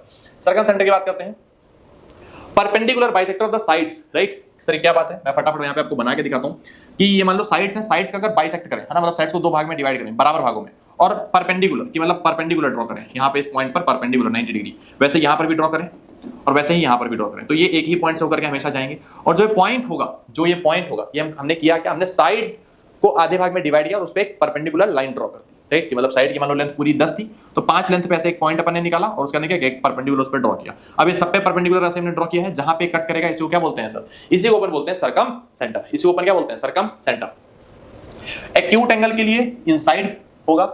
अगर एक्यूट एंगल है, एक्यूट एंगल ट्रायंगल अगर है, एक्यूट एंगल ट्रायंगल मतलब है कि सारे के सारे एंगल 90 डिग्री से छोटे हैं, सारे के सारे एंगल 90 डिग्री से छोटे हैं, तीनों एंगल 90 डिग्री से छोटे हैं, उस केस में इनसाइड द ट्रायंगल होगा। अगर ऑब्ट्यूज एंगल ट्रायंगल है कि एक जो एंगल है वो 90 डिग्री से बड़ा है, एक एंगल 90 डिग्री से बड़ा है ट्रायंगल का, तो उस केस में आउटसाइड द ट्रायंगल होगा। लेकिन अगर राइट एंगल ट्रायंगल है तो मिड पॉइंट ऑफ हाइपोटेनस, है ना, मिड पॉइंट ऑफ हाइपोटेनस। कि मान लो अगर कोई राइट एंगल ट्रायंगल है, राइट एंगल ट्रायंगल बता रहा हूं, तो अगर मेरे को निकालना है इसका सर्कम सेंटर का है तो उसका मिड पॉइंट पर होगा, मिड पॉइंट पर होगा। इस बात का आपको ध्यान रखना है ना। सर्कम सेंटर से जो बनाते हैं सर्कल, तो पूरा बाहर से ऐसे बन जाता है, एक सारे तीनों पॉइंट्स होकर के बनता है, इसी को सर्कम सर्कल भी बोलते हैं, right. Coordinates of circum centre is x1 sin 2a, x2 sin 2b, x3 sin, ये सब पूरा फार्मूला लिखा हुआ है। यहाँ पे जो ए बी सी है ये एक्चुअली एंगल्स है, ए बी सी क्या है, एंगल्स है। तो अगर आपको एंगल्स पता है और साइड्स पता है, साइड्स के वर्टेक्स पता है, तो आप सीधे से लगा सकते हो x1 sin 2a + x2 sin 2b + x3 sin 2c। ये लिखा हुआ है, बट इतना लंबा फार्मूला तुमसे ना पूछा जाएगा ना तुम्हें इस पर सवाल आएगा, बट हाँ केवल पता होना चाहिए कि कुछ ऐसा दिखता है, राइट। वैसे तुम्हें समझना है, ज्यादातर सवाल इस पॉइंट पर बनते हैं जहां पर राइट एंगल ट्रायंगल के बारे में, सर्कम सेंटर के बारे में पूछा जाता है, तो वहां पे तुम्हें ध्यान होना चाहिए कि मिड पॉइंट होता है, मिड पॉइंट निकालना, कोई फार्मूला नहीं लगाना, केवल मिड पॉइंट निकालना, वही आंसर होता है। ठीक है सर, आगे बढ़ते हैं। ऑर्थो सेंटर की बात करते हैं sir, what is ortho centre, है ना। डेफिनेशन पढ़ लेते हैं फटाफट। एल्टीट्यूड ऑफ ट्रायंगल, है ना। एल्टीट्यूड सर क्या होते हैं, ये मैं आपको समझा देता हूं फटाफट एक ही बार में। सारे चित्र बने होने चाहिए, राइट। कि अगर वर्टेक्स से अपन एक परपेंडिकुलर ड्रॉ करें, बाइसेक्टर निकल परपेंडिकुलर ड्रॉ करें वर्टेक्स से, इस तरीके से यहां से एक परपेंडिकुलर अपन ड्रॉ करें और यहां से भी एक परपेंडिकुलर अपन ड्रॉ करें, तो ये जो पॉइंट मिलता है सर, इसी को बोलते हैं ऑर्थो सेंटर। इसी को अपन क्या बोलते हैं, ortho centre, right. Ortho centre acute angle triangle में इनसाइड होता है, ऑब्ट्यूज एंगल ट्रायंगल में आउटसाइड होता है, राइट एंगल ट्रायंगल में वर्टेक्स एट परपेंडिकुलर, है ना, कि जिस पर परपेंडिकुलर बना हुआ है। जैसे मान लो अगर हम यहाँ पे बनाते हैं सर, ये हमारा राइट एंगल ट्रायंगल है, तो इसमें ऑर्थो सेंटर कहां पर हो, तो जहां पर बना है, जहां पर 90 डिग्री बना है, तो ऑर्थो सेंटर उसी पॉइंट पर होगा। ऑर्थो सेंटर कहां होगा, उसी पॉइंट पर होगा जहां पे 90 डिग्री बना हुआ है। Coordinate of ortho centre is, किस सारे कोऑर्डिनेट है, x1 tan, x2 tan b, x3 tan c, वही बातें हैं, x1 x2 x3 यहाँ पे वर्टेक्स हैं और abc यहाँ पर क्या है, एंगल्स हैं, किसके, ट्रायंगल के, राइट। इतना आपको ध्यान रखना है। अब यहाँ पे कुछ जो इंपॉर्टेंट चीजें हैं वो मैं आपको लिखवाता हूँ फटाफट, राइट। ये सारी चीजें आपको नोट तो करनी है, रिवाइज भी करनी है, ध्यान भी रखना है। ये रिमार्क्स है और इस पे सवाल बन जाता है, इस पे सवाल बनता है, आपको मिलेगा प्रयोग में लिखा हुआ। पहला पॉइंट है इन एनी ट्रायंगल ओजीसी, ओजीसी मतलब ऑर्थो सेंटर, है ना। यहाँ पे सेंट्रोइड और सर्कम सेंटर आर कोलिनियर, है ना, लिखवा रखा मैंने। सर कैसे हैं सर, किसी भी ट्रायंगल में ये जो होते हैं तीनों, ये कैसे होते हैं, कोलिनियर मतलब एक ही लाइन में होते हैं, मतलब क्या सर, एक ही लाइन में होते हैं। उसके बाद में in any triangle G divides the line joining O and C in ratio 2:1। जो ओ और सी को लाइन मिलाने वाली है तो जी उसको 2:1 में डिवाइड कर देता है। मतलब मान लो यहां पर ओ है, यहां पे ऑर्थो सेंटर है, यहां पे सर्कम सेंटर है किसी भी ट्रायंगल का, तो जो जी होगा कहीं यहां पे बैठा होगा, 2:1 में डिवाइड कर रहा होगा, 2:1 में डिवाइड कर रहा होगा। इस बात का ध्यान रखना। अगली बात है, इन्होंने बोला, अगली बात है सर, ये क्या बोल रहे हैं, in an equilateral triangle OGCI are coincident. अब ये देखो बहुत इंपॉर्टेंट बात है ना कि सर अगर इक्विलेटरल ट्रायंगल है तो उसमें जो ऑर्थो सेंटर चाहे निकालो, चाहे सर्कम सेंटर निकालो, चाहे सेंट्रोइड निकालो, चाहे इन सेंटर निकालो, सब सेम जगह पर होते हैं। सब कैसे होते हैं? सेम जगह पर होते हैं। ऐसा नहीं कि कल को कोई इधर है कोई उधर है, नहीं, है ना। सब इक्विलेटरल ट्रायंगल में यहाँ O भी यही है, G भी यही है, C भी यही है, I भी यही है, सब कुछ यही है, सब कुछ यही है। कि अगर आपसे कल को बोला जाए इसको ऑर्थो सेंटर निकालो तो आप सेंट्रोइड निकाल देना, वही आंसर। इक्विलेटरल ट्रायंगल आपसे बोला जाए सर्कम सेंटर निकालो, आप सेंट्रोइड निकाल दो, सेंट्रोइड निकाल दो, सरल है भाई, तीनों को जोड़ो, 3 से डिवाइड कर दो, राइट। बस इतना ही करना है sir, right. In an isosceles triangle OGCI are collinear, है ना कि सर अगर आइसोस्केलेस है, राइट, यानी कि समद्विबाहु त्रिभुज है, तो उसमें OGCI जो होंगे वो कोलिनियर होंगे। कोइंसिडेंट का मतलब होता है एक ही पॉइंट पर होंगे, कोलिनियर का मतलब होता है एक लाइन में होंगे, राइट। जैसे मैंने बोला कि एक लाइन में, तो एक लाइन मतलब OGCI एक लाइन में है, ये एक लाइन में है, लेकिन मतलब कोइंसिडेंट है यानी कि एक ही पॉइंट पर सब कुछ है, एक ही पॉइंट पर सब कुछ है। कोइंसिडेंट का मतलब है एक ही पॉइंट पर, कोलिनियर मतलब है एक ही लाइन पर, राइट। आगे बढ़ जाते हैं सर, अगली कहानी, है ना। रिमार्क्स काफी इंपॉर्टेंट है। अब ये थोड़ा सा टेबल सा बना हुआ है, तो अगर तुम्हें जल्दबाजी में याद करना है तो इस टेबल को बना सकते हो, याद कर सकते हो फटाफट, तो जल्दी रिवाइज हो जाएगा दिमाग में, ठीक है। कि सर ये क्या होता है, circum centre, ortho centre, centroid क्या होता है, सेंटर क्या होता है, राइट। शुरू करते हैं उसके आगे से जहां से हमने छोड़ा था, यानी कि अब कहां से कहानी स्टार्ट करेंगे, स्ट्रेट लाइन से, राइट। स्ट्रेट लाइन 5 से 6 क्वेश्चन के साथ में आने वाला एक ऐसा चैप्टर है जिससे अगर आप पूरी तरीके से पढ़ के जाते हो तो लगभग आपके 5 से 6 सवाल वहां पे आपको देखने को मिल सकते हैं। अब ये चैप्टर इतना, मतलब जैसा नाम है स्ट्रेट यानी कि सरल रेखाएं, उसी तरीके से बिल्कुल सिंपल सीधा साधा सा है। बस थोड़ी सी अप्रोच ध्यान रखनी है, कुछ लॉजिकल अप्रोच में बताऊंगा, कुछ सवालों करने की टेक्निक्स बताऊंगा और कुछ फंडे बताऊंगा, वो सारे याद रखने हैं, ठीक है। तो सबसे पहले स्टार्ट करते हैं, सर स्ट्रेट लाइन होती क्या है, राइट। स्ट्रेट लाइन मतलब एक सीधी सी रेखा। सर ये क्या है? सर ये स्ट्रेट लाइन है। ये क्या है सर? स्ट्रेट लाइन है ना, इसमें कोई विड्थ होती है, ना ही कोई मोटाई होती है, ना ही कोई चौड़ाई होती है, ऐसा कुछ नहीं होता, केवल एक लाइन होती है। कई सारे इनफिनिट पॉइंट्स को अगर मिलाया जाए, राइट, एक सीधी रेखा में जो है, तो बस उनको लाइन ही बोलते हैं। सिंपल सीधी बात, इतना कोई तुमसे डिटेल में नहीं पूछेगा, राइट। हम आगे जाएंगे भी नहीं, है ना। जो हमने 6th 7th 8th में सब पढ़ा था, बहुत बेसिक डेफिनेशन, वो सब नहीं पढ़ने वाले। अब यहाँ पे अपन आते हैं सीधे सीधे इक्वेशन पे कि सर इक्वेशन क्या होती है, स्ट्रेट लाइन की इक्वेशन क्या होती है।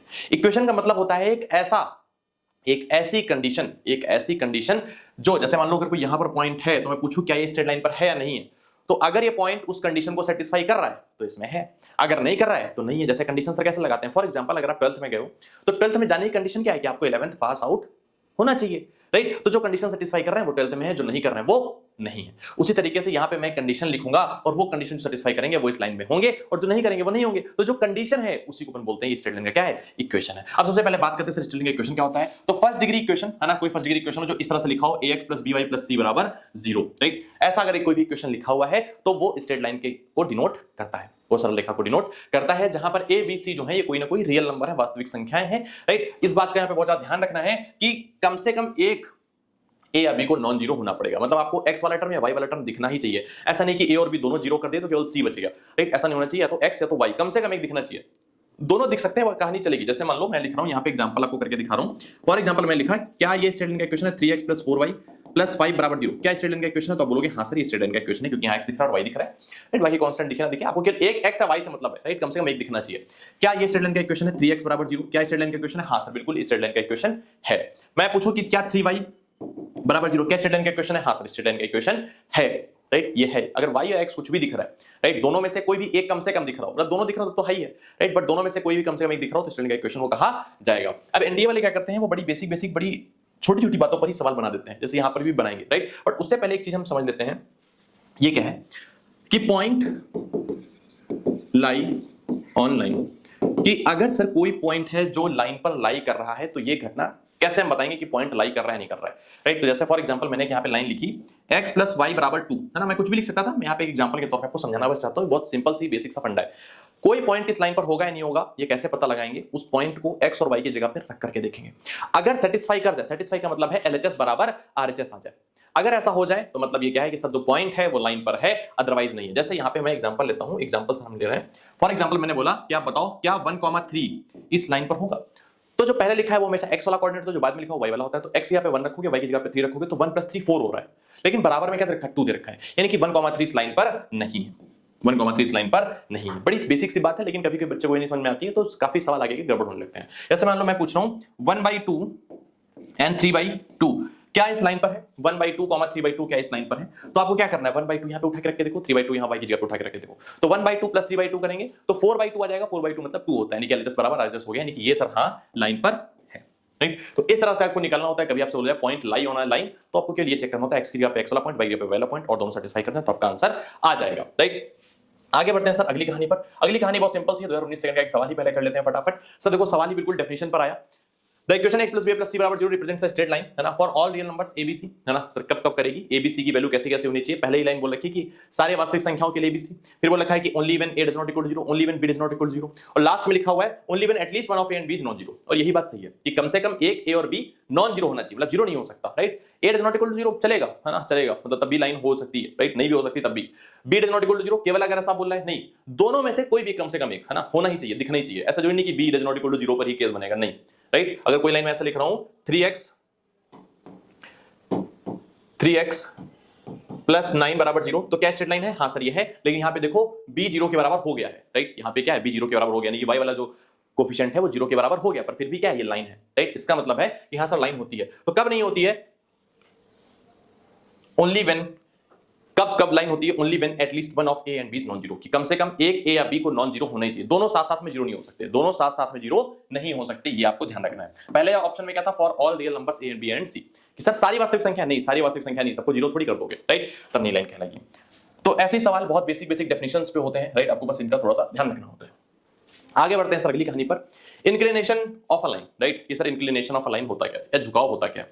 अब लाइन कोई भी आप ड्रॉ करोगे, राइट, जैसे फॉर एग्जांपल मैं लाइन मैंने यहाँ पे ऐसा एक ड्रॉ कर दी, एक लाइन ये हमारी है। अब मैंने आपको x एक्सिस और y एक्सिस पहले ही बता रखा था, तो आप बना सकते हो कि सर ये कोई x एक्सिस है और ये कोई x एक्सिस है, ये कोई y एक्सिस है। अब बच्चा बस इतना तुम्हें ध्यान रखना है कि लाइन जो है ये पॉजिटिव x एक्सिस से कितना एंगल बना रही है, कितना एंगल बना रही है, कितना एंगल बना रही है, और जो ये एंगल बना रही है इसी को बोलते हैं इंक्लिनेशन ऑफ लाइन, यानी कि पॉजिटिव x एक्सिस से बनने वाला, पॉजिटिव x एक्सिस से, positive direction of x axis से बनने वाला angle being measured in anti clockwise, मतलब इधर से तुम्हें ऐसे मेजरमेंट करना है, ऐसे मेजरमेंट करना है, ये जो एंगल बना रही है सर यही क्या है, यही हमारा इंक्लिनेशन ऑफ अ लाइन है, कि यही क्या है, झुकाव। जैसे कल को मान लो मैंने बोला कि पॉजिटिव x एक्सिस से 30 डिग्री पर लाइन है, एंटी क्लॉकवाइज 30 डिग्री पर लाइन है, तो इसका इंक्लिनेशन क्या है सर 30 डिग्री है, केवल एंगल बताना है, हाँ सर केवल एंगल बताना और कुछ नहीं, एंगल बताना है केवल, राइट। एंगल कितना है सर 30 डिग्री, तो इंक्लिनेशन कितना हो गया 30 डिग्री का हो गया, बस इतना बताना होता है, राइट। और जो इंक्लिनेशन होता है ये कहां से कहां तक होता है, ये 0 से बड़ा और पाई से छोटा, 0 से बड़ा और पाई से छोटा, राइट। भाई लाइन ऐसे ऐसे ऐसे ऐसे घूम सकती है, यहां तक घूम सकती है, फिर ऐसे हो जाएगी तो फिर से वही लाइन बन जाएगी, लाइन कहां पे स्टार्ट हो रही कहां से एंड हो रही कुछ नहीं पता है, राइट। तो 0 से लेकर के पाई तक इसका इंक्लिनेशन होता है, इस बात का ध्यान आपको रखना है, राइट। आगे बढ़ते हैं सर फटाफट अगली बात पे, स्लोप ऑफ द लाइन। अब what is the slope of the line, sir slope of line क्या है, जिस तरह से आपने इंक्लिनेशन को पढ़ा है, इंक्लिनेशन में ना, ऐसा हमने पढ़ा कि सर कोई ना कोई एंगल होता है, पॉजिटिव एक्स एक्सिस से बनने वाला कोई ना कोई एंगल होता है। अगर इसी एंगल पर tan लगा दिया जाए, जैसे मान लो पिछले वाले सवाल में हम यहाँ पे लिख रहे हैं, पिछले वाले सवाल में हमने लिखा था कि सर 30 डिग्री का यहाँ पे इंक्लिनेशन आ रहा है, राइट। ये कोई लाइन है जो x एक्सिस और y एक्सिस से, है ना, ये x एक्सिस है, ये y एक्सिस है, यहाँ से 30 डिग्री का एंगल बना रही है, राइट, ये 30 डिग्री का एंगल बना रही है। तो अगर हम tan लगा दें, tan 30 लिख दें, tan 30, तो सर इसको ही क्या बोलेंगे, लाइन की स्लोप बोलेंगे, इसको ही क्या बोलेंगे, लाइन की स्लोप बोलेंगे, यानी कि केवल आपको क्या करना होता है, केवल आपको tan आगे जोड़ना होता है, वही क्या बन जाती है, सीधे सीधे स्लोप बन जाती है। बस इतना ध्यान रखना है सर, इतना ही, हाँ सर इतना ही, केवल आपको ये ध्यान रखना है कि अगर आपने tan लगा दिया तो सर वही क्या बन जाती है, स्लोप बन जाती है। आगे बढ़ते हैं, राइट। कुछ चीजें हैं, जैसे if the inclination of the line is theta and theta does not equal to pi by 2, then slope is defined. अब थीटा अगर पाई बाय 2 हो गया भाई, 90 डिग्री हो गई, तो लाइन फिर ऐसे हो जाएगी, राइट। और उस केस में tan 90 इनफाइनाइट हो जाएगा, यानी कि अनडिफाइन हो जाएगा, राइट। तो डिफाइन होना चाहिए as tan theta denoted by m, जो tan थीटा होता है उसी को m से अपन डिनोट करते हैं। अगर थीटा 0 है, ये कुछ लाइनें हैं जो आपको पता होनी चाहिए, अगर थीटा 0 है तो m की वैल्यू भी क्या आएगी, 0 आएगी, क्यों, क्योंकि सर tan 0 बराबर क्या होता है, 0 होता है, राइट। थीटा अगर 0 है तो m भी क्या आएगा, 0 आएगा। और उस केस में अपन बोलेंगे लाइन क्या है, पैरेलल टू x एक्सिस, यानी कि लाइन कैसी है, पैरेलल है किसके, x एक्सिस के, क्योंकि अगर पैरेलल होगी तभी तो भाई कोई नहीं बनेगा, है ना, या तो लाइन इसी पे या तो लाइन इसी पर ऐसे चली जाए, कोइंसाइड कर जाए, या फिर लाइन ऐसी हो, राइट, पैरेलल हो, तभी एंगल क्या बनेगा, 0 बनेगा, राइट, तभी एंगल क्या बनेगा, 0 बनेगा। तो उस केस में क्या रहेगा sir, parallel to x axis रहेगी। थीटा अगर 90 है तो इस बात का ध्यान रखना है कि m डज नॉट एग्जिस्ट, उस केस में m एग्जिस्ट नहीं करता है, क्योंकि tan 90 हमें नहीं पता कितना होता है, तो m की वैल्यू निकाल नहीं सकते, तो अपन बोलेंगे sir does not exist line parallel to y axis. उस केस में लाइन जो होती है वो y एक्सिस के पैरेलल होती है, उस केस में लाइन कैसी होती है, y एक्सिस के पैरेलल होती है। भाई लाइन कैसी होगी, लाइन कुछ ऐसी बनी होगी, ये लाइन होगी, तभी तो इसमें 90 डिग्री एंगल बना रही है, x एक्सिस से 90 बना रही है, tan 90 क्या हो जाएगा, अनडिफाइन हो जाएगा। Slope of line joining two points. अब कभी कभी हमसे डायरेक्टली सवाल पूछा सकता है, जब मैं पॉइंट्स दिए कि दो पॉइंट से होकर के लाइन जा रही है तो उसकी स्लोप कैसे निकालोगे, तो वो मैं यहाँ पे बता रहा हूँ, आपको बहुत ध्यान सुनना, राइट। जैसे फॉर एग्जांपल मान लो लाइन कुछ ऐसी, राइट। इस बार तुम्हें एंगल ना दे करके उसने पॉइंट दे दिया कि जो लाइन है वो x1 y1 और x2 y2 से होकर के जा रही है, x1 y1 और x2 y2 से होकर के जा रही है, तो बताओ what is the slope of the line, right. अब इसकी प्रूविंग वगैरह मैं नहीं करा रहा हूं, बट सिंपल सा आपको फार्मूला रखना है। क्या फार्मूला है कि उस केस में जो m बराबर होता है वो होता है y2 minus y1 upon x2 minus x1, y2 minus y1 upon x2। y वाले से y को घटा दो, x वाले से x को घटा दो, सीधे सीधे आंसर आ गया, सीधे सीधे आंसर आ गया y2 minus y1 upon x2 minus x1। Simple सीधी बात है। आप इसमें किसी को भी x1 y1 मान लो, उससे कोई फर्क नहीं पड़ने वाला, राइट। ऐसा मत समझना कि सर किसको y1 y2 माने, कोई मतलब नहीं। आप चाहे जिसको मान लो, है ना, जिसको x2 मान रहे हो उसको उसी के बगल वाले को y2 मानना, जिसको x1 मान रहे हो उसी के बगल वाले को y1 मानना, सवाल सॉल्व हो जाएगा। m बराबर क्या, tan theta y2 minus y1 upon x2 minus x1। If a line equally inclined with coordinate axes then slope is plus minus 1। ये लाइन सीधे सीधे कभी कभी क्वेश्चन के साथ जुड़ी हुई लिखी होती है।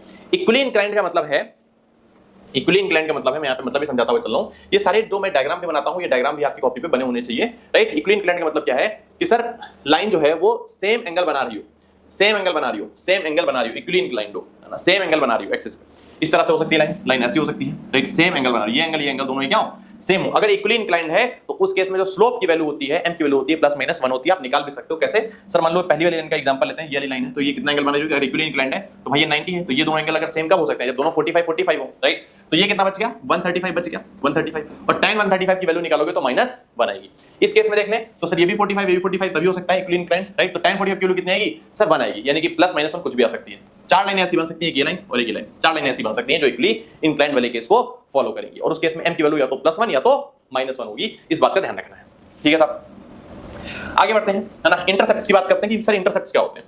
ये मैं पहले इसलिए समझा दे रहा हूं, है ना, मैं पहले इसलिए ताकि आपको आइडिया रहे कि होता क्या है। स्लोप आपको पता चल गई क्या होती है। अब बात करते हैं इंटरसेप्ट क्या होता है, राइट। इंटरसेप्ट सर क्या होता है, अगर कोई लाइन है, अगर कोई लाइन है, राइट, कोई भी नॉर्मल सी लाइन है, ऊपर ना जा रही है, अपना काम कर रही है, कुछ भी काम कहीं से भी जा रही है, हमें क्या मतलब, जैसे मान लो ये लाइन गई, राइट, ये लाइन गई, तो अब ये लाइन x एक्सिस और y एक्सिस पर ओरिजिन से जितनी दूरी कट करती है उसी को अपन इंटरसेप्ट बोलते हैं, उसी को अपन क्या बोलते हैं, इंटरसेप्ट कट करते हैं। मैं फिर से अपनी बात को रिपीट करता हूं, ये लाइन x एक्सिस और y एक्सिस पर ओरिजिन से जितनी दूरी कट करती है, डिस्टेंस, ये डिस्टेंस और ये डिस्टेंस, मतलब x वाली और y वाली, इन्हीं को बोलते हैं इंटरसेप्ट्स या अंतःखंड। अगर x पे कट कर रही है तो x इंटरसेप्ट, अगर y पे कट कर रही है तो y इंटरसेप्ट। जैसे मान लो अपन लिख भी दे रहे हैं यहाँ पे कि सर इसको अपन बोलेंगे x इंटरसेप्ट, x इंटरसेप्ट, और y वाले को अपन क्या बोलेंगे, y intercept, y intercept, y intercept. छोटी छोटी बातें हैं, लेकिन ये अगर नहीं पता होती है तो बड़ा ही मामला गंभीर हो जाता है। कभी कभी ऐसा हो सकता है कि कोई इंटरसेप्ट ना कट कर रही हो, जैसे लाइन मान लो ओरिजिन से चली गई, ओरिजिन से चली गई, तो इस केस में अपन बोलेंगे कि x का इंटरसेप्ट भी 0 है और y का इंटरसेप्ट भी 0 है, राइट। इतना आपको ध्यान रखना है। बाकी इसमें कोई रॉकेट साइंस है ही नहीं। जो x पे दूरी कट कर रही हो ओरिजिन से वो x इंटरसेप्ट, जो y पे कर रही हो y intercept. Intercept can be negative also, intercept can be negative also. कैसे, अगर सर y नीचे वाले में कट करेगा तो नेगेटिव लिया जाएगा, अगर ऊपर वाले y पे कट करता तो पॉजिटिव लिया जाता, x में अगर इधर कट करता तो पॉजिटिव, इधर कट करता तो नेगेटिव लिया जाता, राइट। यानी कि सर यहाँ पे अपन ने साफ साफ लिख रखा है, the point where line cuts the x axis और y axis is called x intercept और y इंटरसेप्ट। अगर x वाले को करेगा तो x इंटरसेप्ट, y वाले को करेगा तो y इंटरसेप्ट। इंटरसेप्ट में भी पॉजिटिव, नेगेटिव और 0। देखो 0 वाला केस भी मैंने बता दिया कि सर 0 कब बनेगा, जब ओरिजिन से होकर के जा रही होगी, right. A line making an intercept of a -a with y axis means the line passing through 0, -a। अगर ऐसा बोला जाता है कि लाइन जो है वो इंटरसेप्ट -a का कट कर रही है y एक्सिस से, y एक्सिस से इंटरसेप्ट -a कट कर रही है, यानी कि लाइन ऐसे गुजर रही होगी, ये इंटरसेप्ट y केवल y वाला कट कर रही है, x वाला कट ही नहीं कर रही है, तो x इंटरसेप्ट उस केस में क्या है, 0 है, y वाला क्या है सर, माइनस है। तो यानी कि लाइन सर अपन बोल सकते हैं ये कहां से आ रही है, 0, -a से, कि x पे 0 दूरी चली है और y पे -a दूरी चल के जा रही है, राइट। इसी तरीके से a line makes equal non-zero intercept with both coordinate axes then slope is -1। अगर कोई लाइन इक्वल इंटरसेप्ट कट करती है, इक्वल इंटरसेप्ट कट करती है बोथ द कोऑर्डिनेट एक्सिस से, तो स्लोप होती है वो -1 होती है। इस बात को मैं बताता हूं सर कैसे, राइट। आपको बस ध्यान सुनना है। देखो आपने बनाई कोई लाइन ऐसी है जो इक्वल इंटरसेप्ट कट कर रही है। कैसे इंटरसेप्ट कट कर रही है, इक्वल इंटरसेप्ट, मतलब पॉजिटिव भी होने चाहिए, या तो दोनों नेगेटिव, तो दोनों पॉजिटिव, दोनों बराबर भी होने चाहिए। तो सर कैसी लाइन बन सकती है, देखो एक तो लाइन ये बन जाएगी, एक तो लाइन ये बन जाएगी कि सर ये डिस्टेंस और ये डिस्टेंस दोनों बराबर है, राइट। वो दोनों पॉजिटिव है, दोनों क्या है, बराबर है। इस केस में आप स्लोप निकालोगे भाई, अगर डिस्टेंस बराबर है तो यानी कि दोनों साइड बराबर है, और दोनों साइड बराबर है तो आइसोसेलेस ट्रायंगल बन गया।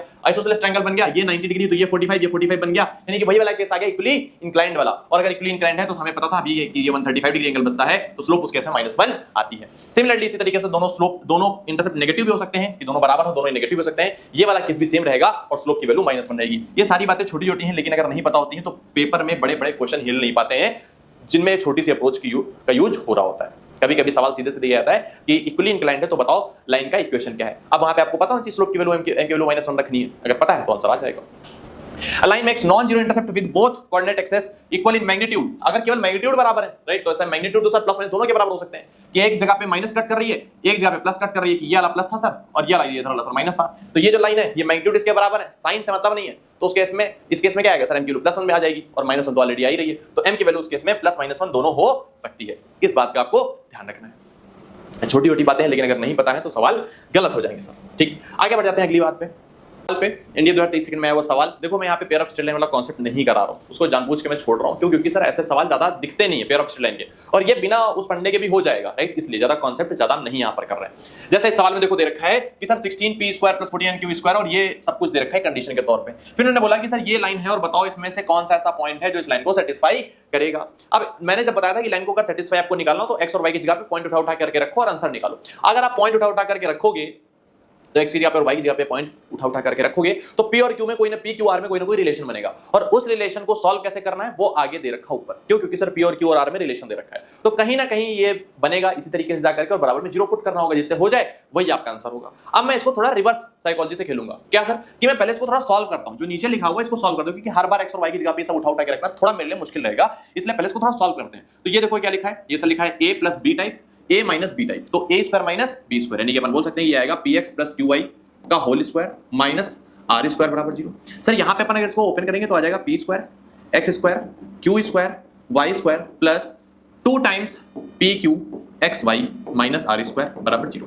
अब अगर इसे और इसे ध्यान से देखो तो रिलेशन तो लगभग बनने ही वाला था, लेकिन यहाँ पे एक चीज मिसिंग है, यहाँ पे 4r² लिखा और यहाँ पे r² के मल्टीप्लाई में कुछ भी नहीं लिखा है, तो अपन एक काम करते हैं 4 बना लेते हैं, है ना, क्योंकि काम हमारा ही आसान हो जाएगा। तो सर 4 कैसे बनाएंगे, तो पूरे इक्वेशन को 4 से मल्टीप्लाई कर देते हैं, यानी कि 4p² x² 4q² y², आपको भी ऐसे ही सवाल लगाना है तभी जल्दी आंसर आएगा, अदरवाइज वहां बैठे रह जाओगे, माइनस 4r², क्योंकि जो कांस्टेंट वाला पार्ट है उसमें हम कोई फेरबदल नहीं कर सकते, हम अपने मन से कोई वहां पे वैल्यू नहीं रख सकते थे, है ना। जैसे यहाँ पे भी देखो, यहाँ पे 2pxy लिखा था, हमें पता है x और y की जगह पे अपन कुछ ना कुछ पुट करके बराबर कर लेंगे, लेकिन r को कैसे बराबर करेंगे, r के पास तो कोई टर्म वेरिएबल है ही नहीं, तो उसको कांस्टेंट देना पड़ेगा, तो मैंने क्या 4 से मल्टीप्लाई कर दिया। अब देखो लगभग पूरा मामला सिमिलर बन गया। अब कंपैरिजन करा दो। सर कंपैरिजन कैसे, p² के मल्टीप्लाई में यहां कितना लिखा है 16 लिखा है, यहां कितना लिखा है 4x² लिखा है, यानी कि अपन बोलेंगे कि सर 4x² बराबर 16, बस कंपैरिजन कराना है, x और y की वैल्यू निकालनी, ये आंसर आ जाएगा।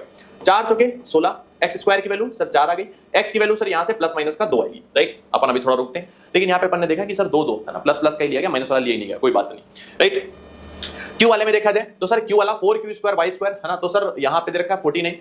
अब हम यहां पे एक बात देख रहे हैं कि यहां पर 4q² y² जो भी आंसर आएगा प्लस माइनस दोनों 7/2 7/2 दे रखे हैं, तो कंपैरिजन करा करके भी कोई फायदा होने वाला नहीं, क्योंकि प्लस माइनस फंस जाएगा। फिर किसको चूज करेंगे, तो अपन आगे वाले के पास जाते हैं, इसके पास जाते हैं। इसके पास क्या लिखा है 8pqxy, तो 8xy ले लेते हैं, 8xy pq के मल्टीप्लाई में 8xy लिखा है, यहां pq के मल्टीप्लाई में माइनस का 56 लिखा है। हमें पहले पता चल चुका है कि सर x की वैल्यू हमें क्या लेनी है, पॉजिटिव लेनी है, नहीं कि +2 लेनी है, x की वैल्यू हमारी +2 फिक्स है। अब y की वैल्यू ढूंढ रहे हैं बस, तो अपन यहां से निकालेंगे 8 7 56, x की वैल्यू सर 2 रख देंगे उठा करके, 2 × y बराबर -7, तो y बराबर -7/2, यानी कि सर x की वैल्यू 2 और y की वैल्यू -7/2, यानी कि सर हमारा आंसर आ गया बी पार्ट। कुछ इस तरह से सवाल को सॉल्व करना है, अगर ऐसा सवाल आपको आगे फ्यूचर में दिखता है तो, राइट। आगे बढ़ जाते हैं सर अगले सवाल पे, अगले फंडे पे, स्लोप इंटरसेप्ट फॉर्म। अब हम यहां से कुछ जनरल फॉर्म जैसे हमने पढ़ी x + b + c = 0, उसी तरीके से स्लोप और इंटरसेप्ट फॉर्म को पढ़ते हैं। अब पढ़ना क्यों जरूरी, क्योंकि डायरेक्ट सवाल आता है, डायरेक्ट सवाल आएगा कि इस लाइन की ये स्लोप है और ये y इंटरसेप्ट है, तो अब लाइन का इक्वेशन बताओ। तो अगर आपको स्लोप दिया हो, स्लोप ऑफ लाइन अगर आपको दे रखी हो, अगर आपको स्लोप लाइन दे रखी हो, यानी कि tan थीटा m दे रखी हो, और y इंटरसेप्ट दे रखा हो, राइट, y इंटरसेप्ट दे रखा हो कि मान लो लाइन कुछ ऐसे जा रही है, लाइन कुछ ऐसे जा रही है, और ये जो इंटरसेप्ट है y वाला ये c है, और जो लाइन है ये सब थीटा एंगल बना रही है, यानी कि इसकी स्लोप कितनी है m बराबर tan थीटा है, तो हमें लाइन का इक्वेशन अगर डायरेक्टली लिखना है तो क्या लिखेंगे y = mx + c, y = mx + c, यानी कि ऐसा मान लो मैंने बोला m की वैल्यू 1 है, c की वैल्यू 3 है, तो लाइन का इक्वेशन क्या होगा y = 1 × x + 3, यानी कि y = x + 3 आंसर आ गया, सीधे सीधे, उसमें कोई रॉकेट साइंस नहीं, कुछ करना ही नहीं है आपको, आपको इस बात का ध्यान रखना है, बस इसी बात का ध्यान रखना और कुछ भी ध्यान नहीं रखना, y = mx + c डायरेक्टली आपको लगाना है यहाँ पे और कुछ नहीं करना है सर।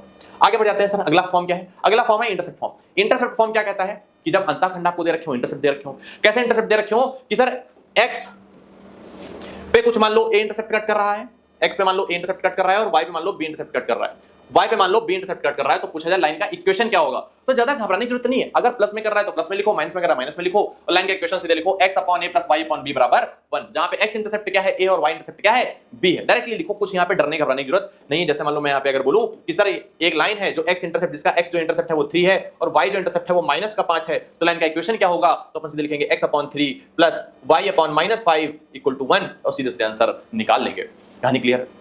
राइट, आगे बढ़ते हैं सर अगली कहानी पे। अगला फॉर्म क्या है? Normal form. नॉर्मल फॉर्म क्या कहता है कि अगर किसी लाइन पर कोई परपेंडिकुलर ड्रॉ किया जाता है, कहां से?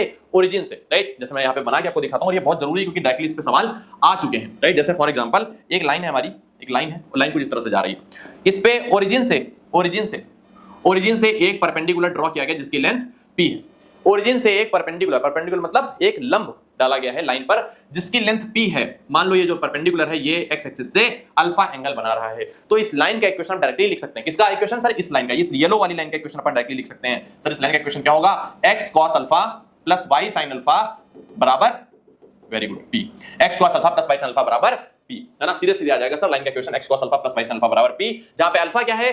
जो परपेंडिकुलर है वो जो एंगल बना रहा है, लाइन एंगल नहीं, परपेंडिकुलर जो एंगल बना रहा है। Where alpha is the angle which the perpendicular to the line makes with the positive x-axis and p is the length of the perpendicular from the origin to the line. p is always positive, भाई perpendicular जो है length है कोई ना कोई, right, distance है, तो वो हमेशा कैसे रहेगी? पॉजिटिव रहेगी, कभी नेगेटिव नहीं लिखा जाएगा। इस बात का आपको ध्यान रखना है। ठीक है सर, आगे बढ़ जाते हैं अगली कहानी पर। स्लोप पॉइंट फॉर्म की अगर आपको एक किसी लाइन की स्लोप दे रखी हो कि सर इसकी स्लोप है और ये पॉइंट है पर्टिकुलर जहां से लाइन पास हो रही है। जैसे फॉर एग्जांपल मान लो कि मैंने यहाँ पे एक लाइन है, लाइन एक बना रखी है, ये लाइन है सर हमारी, इसकी जो स्लोप है वो आपको दे रखी है, स्लोप दे रखी है। मान लो थीटा था तो स्लोप आपको m बराबर tan थीटा गिवन है, m बराबर tan थीटा आपको गिवन है, और साथ ही साथ ये एक पॉइंट से पास हो रही है। सर किस पॉइंट से पास हो रही है? और देखो बताया जा रहा है किस पॉइंट से? x1 y1। मान लो कोई पॉइंट ऐसा जनरल आपको बता देगा कि सर यहां से पास हो रही है, तो लाइन का इक्वेशन बताओ क्या होगा? तो लाइन का इक्वेशन आपको ऐसे याद रखना है कि y minus y1 is equal to m times x minus x1। इस सर यहाँ पे स्लोप लिखो और x1 y1 की यहाँ पे पॉइंट लिखो, सीधे सीधे आंसर निकालो। जैसे फॉर एग्जांपल अपन एग्जांपल फटाफट इसका कर लेते हैं कि कोई लाइन है जिसकी स्लोप m की वैल्यू सर 3 है और वो लाइन 3,0 से पास हो रही है, राइट, 3,0 से पास हो रही है, तो लाइन का इक्वेशन क्या होगा? लाइन का इक्वेशन क्या होगा? तो सर अपन लाइन का इक्वेशन लिखते हैं, कैसे लिखेंगे? y माइनस y1 मतलब जो यहाँ पे पॉइंट लिखा है x1 y1, तो y1 कितना है सर? 0 इक्वल टू m मतलब सर कितना sir? 3 into x minus x1 कितना सर? 3, तो y माइनस 0 यानी कि y बराबर आ जाएगा 3x माइनस 9। y बराबर 3x minus 9 is the equation of line, right. Sir कब? जब हमें पॉइंट दे रखा हो, एक पॉइंट दे रखा हो और स्लोप दे रखी हो लाइन की, तब अगर ये निकालना है सीधे सीधे लगा सकते हैं, राइट। आगे बढ़ जाते हैं सर अगली कहानी पर फटाफट। ये सारी बातें मैं ऑलरेडी लिख करके लाया हूं, ऐसा नहीं जो मैं चीज यहाँ पे लिख रहा हूं कि भैया आपको लिखनी नहीं, मैं आपका समय बचाने के लिए, अपना समय बचाने के लिए, ताकि जल्दी से हम कोर्स को कवर कर सकें, इसलिए मैं ये सब लिख करके ऑलरेडी लाऊं। ये भी लिखने वाली चीजें ही हैं, राइट। अगर आपको लग रहा है मैं थोड़ा तेज चल रहा हूं तो आप YouTube का जो स्पीड वाला होता है उससे आप स्लो कर सकते हो। अगर आपको लग रहा है मैं धीमे चल रहा हूं तो आप तेज कर सकते हो। अगर आपको लग रहा है आप नहीं नोट कर पाए तो वीडियो पॉज करके आप नोट कर लो, राइट। 2 पॉइंट्स फॉर्म की बात करते हैं सर। अगर आपको 2 पॉइंट गिवन हो तो कैसे लाइन का इक्वेशन निकालते हैं? अगर 2 पॉइंट गिवन हो कि सर यहां से लाइन जा रही 2 पॉइंट्स होकर के जा रही है, अभी तक हमने सीखा था कि कोई लाइन अगर है 2 पॉइंट्स होकर जा रही है उसकी स्लोप कैसे निकालते हैं? y2 - y1 x2 - x1। तो बस देखो वही चेंज कर दिया गया है, पिछले वाले से m उठा करके यहां पे रख दिया गया, y2 - y1 x2 - x1, right. मतलब अगर कोई लाइन है, इस तरह से जा रही है, 2 पॉइंट्स होकर जा रही है, x1 y1 और मान लो x2 y2, x1 y1 और x2 y2। अगर इन 2 पॉइंट्स होकर के लाइन जा रही है तो लाइन का इक्वेशन सर आ जाएगा y - y1 equal to y2 - y1 upon x2 - x1 into x - x1। आप कुछ भी x1 y1 मान सकते हो, it's totally up to you, right. Is the equation of the line passing through 2 points x1 y1 and x2 y2, right. ये diagram बनाने ज्यादा जरूरी है ताकि आपको आइडिया रहे कि अच्छा ऐसी लाइन दिखती है अगर 2 पॉइंट्स होकर के जा रही हो, राइट। और इसका ये इक्वेशन। आगे बढ़ते हैं सर अगली कहानी पे। अगली कहानी हमारी बहुत छोटी सी है, right. What is the equation of to the straight line passing 2024 first का सवाल, राइट। सर कैसे करेंगे, क्या करेंगे, सवाल को देखते हैं जरा सा, और इस सवाल में आपको अप्रोच बताता हुआ चलूंगा। Equation of straight line passing through the point -sin theta, cos theta and the line x cos theta plus y sin theta बराबर 9, राइट। कि सर ये इसके परपेंडिकुलर है, इस लाइन के परपेंडिकुलर है और यहां से पास हो रही है, इस एक लाइन के परपेंडिकुलर है और एक यहां से पास हो रही है, तो लाइन का इक्वेशन कैसे निकालते हैं? तो छोटी सी मैं अप्रोच आपको लिखवा रहा हूं, अप्रोच लिख लो ध्यान से, राइट। सर अप्रोच क्या है? अप्रोच देखो, अगर कोई लाइन है और बोला जाए ax plus by plus c बराबर 0 से पास, ax plus by plus c बराबर 0 के पैरेलल है। अगर बोला जाए कि लाइन इसके कैसी है? पैरेलल है, तो लाइन का इक्वेशन अगर बोला जाए लाइन क्या है? इसके पैरेलल है, तो लाइन का इक्वेशन क्या होगा? तो जो x और y वाला जितना पार्ट है ये डिट्टो सेम उतार लो, कि ax प्लस by होगा, और जो कांस्टेंट पार्ट है उसकी जगह पे c हटा करके कुछ अपने मन से जोड़ दो, कोई कांस्टेंट, मान लो मैंने जोड़ दिया लैम्डा बराबर 2। तो अगर इस लाइन के पैरेलल लाइन की इक्वेशन की बात चलेगी तो वो ये होगी। सर ये ऐसा मैंने कैसे लिखा? देखो अगर लाइन पैरेलल है तो उनकी स्लोप बराबर होती है। लाइन अगर पैरेलल है, मैं आगे लिखूंगा, तो उनकी स्लोप क्या होती है? बराबर होती है। और अगर स्लोप बराबर है, सब स्लोप बराबर है स्लोप यहां से निकालोगे, जो स्लोप आएगी वही स्लोप यहां से आनी चाहिए। तो स्लोप बराबर कब होगी? जब x और y के कोफिशिएंट बराबर हो, क्योंकि स्लोप का एक और फार्मूला होता है, मैं यहां पे साइड में लिखवा दे रहा हूं, राइट। इस बात को नोट करते हुए चलना कि सर स्लोप का एक और फार्मूला होता है m बराबर, अगर ऐसी लाइन लिखी हुई है तो minus coefficient of x upon coefficient of y, coefficient of y। जैसे इस वाले में करेंगे तो कोफिशिएंट ऑफ x कितना है सर? a है, तो minus a upon b is the slope, और इस केस में भी सेम स्लोप आनी चाहिए, तभी आ सकती है, राइट।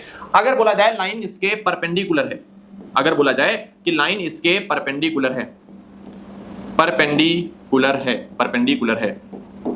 है सर, है ना, परपेंडिकुलर मतलब लंब है, तो लाइन का इक्वेशन क्या होगा?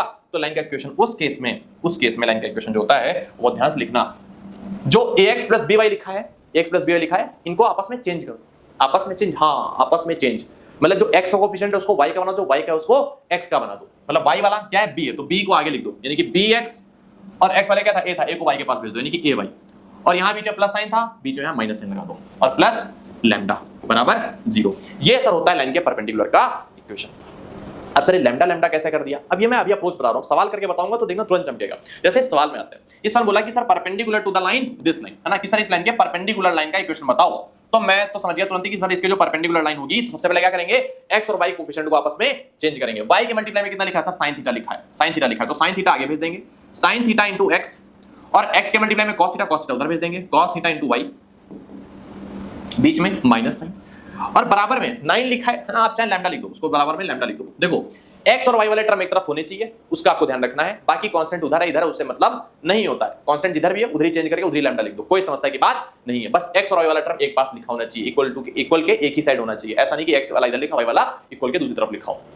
अगर ऐसा है तो एक तरफ करके तब बना लेना। Sir sin theta x into cos theta y बराबर लैम्डा, सर ऐसा ही कुछ इक्वेशन आएगा, लेकिन लैम्डा सर कहां से लेकर के आए? अब देखो कभी भी ऐसा सवाल तुम्हें दे रखा होगा कि अगर लाइन के पैरेलल है या परपेंडिकुलर है तो एक कंडीशन और दे रखी होगी, जैसे इस सवाल में कंडीशन दे रखी है। क्या कंडीशन दे रखी है? कि सर ये लाइन है, ये इस पॉइंट से पास भी हो रही है, minus sin theta comma cos theta से पास भी हो रही है, और अगर पास हो रही है तो सर ये क्या करेगा? इस पॉइंट को सेटिस्फाई करेगी, राइट। तो सर ये पॉइंट इसको सेटिस्फाई करेगा, यानी कि पॉइंट x की जगह पे माइनस sin थीटा और y की जगह पे cos थीटा रख करके अपन देखते हैं। जैसे अपन रखेंगे x की जगह पे माइनस sin थीटा, हो जाएगा sin theta into minus sin theta, यानी कि हो जाएगा sin theta minus sin theta into minus cos theta, और y की जगह पे cos थीटा बराबर लैम्डा, क्योंकि सर लैम्डा की लोगों ने निकाली और यहीं से निकल के आएगी। sin theta minus sin square theta हो जाएगा, cos theta minus cos square theta हो जाएगा, माइनस अगर कॉमन अपन ले लेंगे तो sin square theta plus cos square theta बचेगा, और वो हो जाएगा 1 बराबर लैम्डा, यानी कि लैम्डा की वैल्यू सर यहां से मैं समझ में आ गई कि लैम्डा की वैल्यू नथिंग बट -1 है, और जो वैल्यू निकल के आ जाए वही उठा के चुपचाप इक्वेशन में रख दो, यानी कि जो इक्वेशन आपने मानी थी इसी में उठा के लैम्डा की वैल्यू रख दो। लैम्डा की वैल्यू कितनी है सर? -1, यानी कि आप -1 उठा के रख दो, तो आंसर हमारा आएगा sin theta x minus cos theta y बराबर -1। तो बराबर -1 से अच्छा है कि -1 को इधर ले आए तो क्या हो जाएगा? प्लस का 1 बराबर 0। ये हमारा इक्वेशन होगा सर। यहाँ पे कौन सा फॉलो कर रहा है? sin थीटा x - y, ये सर फॉलो कर रहा है, राइट। तो this is the correct answer, ये हमारा एकदम करेक्ट आंसर है, ये हमारा एकदम करेक्ट आंसर है। अगर जनरली निकालना है तो, अगर ऐसे निकालना है कि सर अगर पहले बात तो कई सारे लोग ऐसा भी कर सकते हैं, है ना, मतलब ये सब पे लागू नहीं होता बट आप कर सकते हो, राइट। क्या कि ये पॉइंट जिसको इसको सेटिस्फाई कर जाए वही आपका आंसर हो सकता है, ये पॉइंट जिसको जिसको सेटिस्फाई कर जाए वही आपका आंसर हो सकता है। तो इसलिए ये पॉइंट रख के देखोगे हर एक इक्वेशन में जिसको सेटिस्फाई कर जाए वही आपका आंसर है। बट कभी कभी ऐसा होता है कि 3-4 इक्वेशन ऐसे फंस जाते हैं जहां पे सबको सेटिस्फाई कर रहा होता है, तो समस्या की बात है। इसलिए ये जो जनरल तरीका मैंने बता दिया ये सीख लो, बाकी पॉइंट रख करके तो आप सेटिस्फाई करा ही लोगे कि भाई ये पॉइंट है, जहां जहां सेटिस्फाई करेगा x kilo minus sin theta रखेंगे, y किलो cos थीटा रखेंगे, जो सेटिस्फाई कर देगा वही हमारा क्या है? आंसर है। लेकिन कई बार क्या होता है सेटिस्फाई नहीं कर रहा होता है, या 2 इक्वेशन सेटिस्फाई एक साथ, या 3 इक्वेशन कर रहे होते हैं, 4 इक्वेशन कर रहे होते हैं, तब समस्या हो जाती है। उस केस में आपको जनरल फंडा लगाना आना चाहिए सर, ठीक। तो ये नोट करने वाली चीज है, ये नोट करने वाली चीज है सर, ये नोट होनी चाहिए आपके पास में, ठीक है। आगे बढ़ जाते हैं sir. Angle between two straight line की सर एंगल कैसे निकालते हैं? दो स्ट्रेट लाइन के बीच में फटाफट देख लेते हैं। If theta is an acute angle between two lines, अगर सर थीटा दो लाइन के बीच में एक्यूट एंगल है तो tan थीटा की वैल्यू होती है m1 - m2 upon 1 + m1 m2 where m1 and m2 are slope of the lines, right. ठीक है, मान लो एक लाइन ऐसी दे रखी है जिसका इक्वेशन है y = m1x + c1, राइट, और एक लाइन मान लो ऐसी दे रखी है, ये दे रखी है y = m2x + c2। तो सर अपन बोल सकते हैं कि इनके बीच का मैं एंगल निकालता तो देखो दो एंगल हमेशा बनते हैं, एक थीटा बनेगा और एक 180 - थीटा भी बनेगा, राइट। तो एक एक्यूट एंगल बनता है, एक ऑब्ट्यूज एंगल बनता है, दो एंगल हमेशा बनते हैं, या तो फिर 90 डिग्री बनता है। तो दो एंगल हमेशा बनते हैं, इस बात का ध्यान रखना। तो कभी-कभी आपसे ऑब्ट्यूज एंगल बोल देगा तो घबराना नहीं कि सर ऑब्ट्यूज एंगल कैसे निकलेगा। अरे वही केस है, एक्यूट एंगल निकाल के 180 से माइनस करके बता दे, है ना। एक्यूट एंगल निकाल के 180 से माइनस करके बताना होता है और कुछ नहीं करना होता है। तो y = अगर मान लो सर एक लाइन ऐसी रखी, लाइन ऐसी रखी, इनकी स्लोप m1 है, इसकी स्लोप m2 है, तो सर इनके बीच का जो एंगल होगा अगर वो थीटा है तो सर tan थीटा बराबर अपन फार्मूला लिखते हैं mod of m1 - m2 / m1 plus m1 m2 mod भी यहाँ पे इसलिए लगाया गया है ताकि वैल्यू पॉजिटिव है, क्योंकि वैल्यू नेगेटिव आएगी तो ऑब्ट्यूज एंगल बन जाएगा, बस इससे ज्यादा कुछ नहीं होने वाला, ठीक। और ऑब्ट्यूज एंगल पता है कि 180 से घटा के हम सीधे सीधे लिख सकते हैं। फिर है कि where m1 and m2 are the slope of the two lines and are finite, और सर कैसी है, finite of course, right, infinite नहीं होंगी।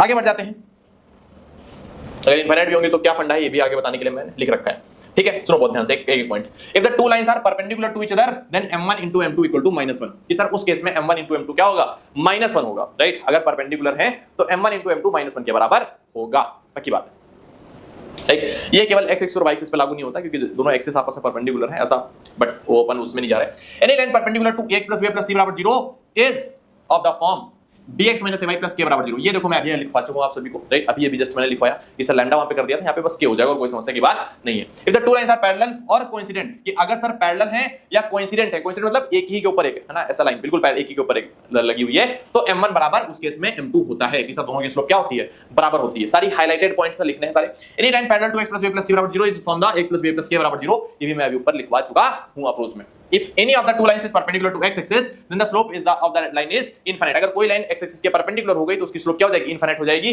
तो उस केस में देखो मैंने आगे लिख रखा है कि अगर मान लो एक स्लोप इनफिनिट हो जाती है, देन tan थीटा एक स्लोप को अगर इनफिनिट अपन कर देंगे पूरा मामला 0 कर देगी, केवल m2 बचेगा, यानी कि उस केस में जो tan थीटा होता है, एंगल होता है वो 1/m2 होता है और कुछ नहीं, राइट। जो एंगल होता है tan थीटा होता है वो 1/m2 के बराबर आता है, right. Theta is complementary to the angle which the oblique line make with the x axis, है ना, मतलब उसको कॉम्प्लीमेंट्री भी ऐसे भी तुम याद कर सकते हो। अगली बात है, if lines are equally inclined to the coordinate axis then m1 + m2 बराबर 0। अगर सर इक्वली इंक्लाइंड है टू द कोऑर्डिनेट एक्सिस के तो एक की स्लोप पॉजिटिव एक की स्लोप नेगेटिव आएगी, और उस केस में सर अपन बोलेंगे कि दोनों का सम 0 के बराबर आएगा सीधे सीधे। If line are equally inclined to the coordinate axis then m1 + m2 बराबर 0, ठीक है सर, 0 आएगा। आगे बढ़ जाते हैं सीधे फटाफट आगे, अगली बात करते हैं, length of the perpendicular from a point on a line, कि अगर किसी पॉइंट से किसी लाइन की परपेंडिकुलर लेंथ बतानी हो तो कैसे निकालेंगे, इस पर चर्चा करते हैं।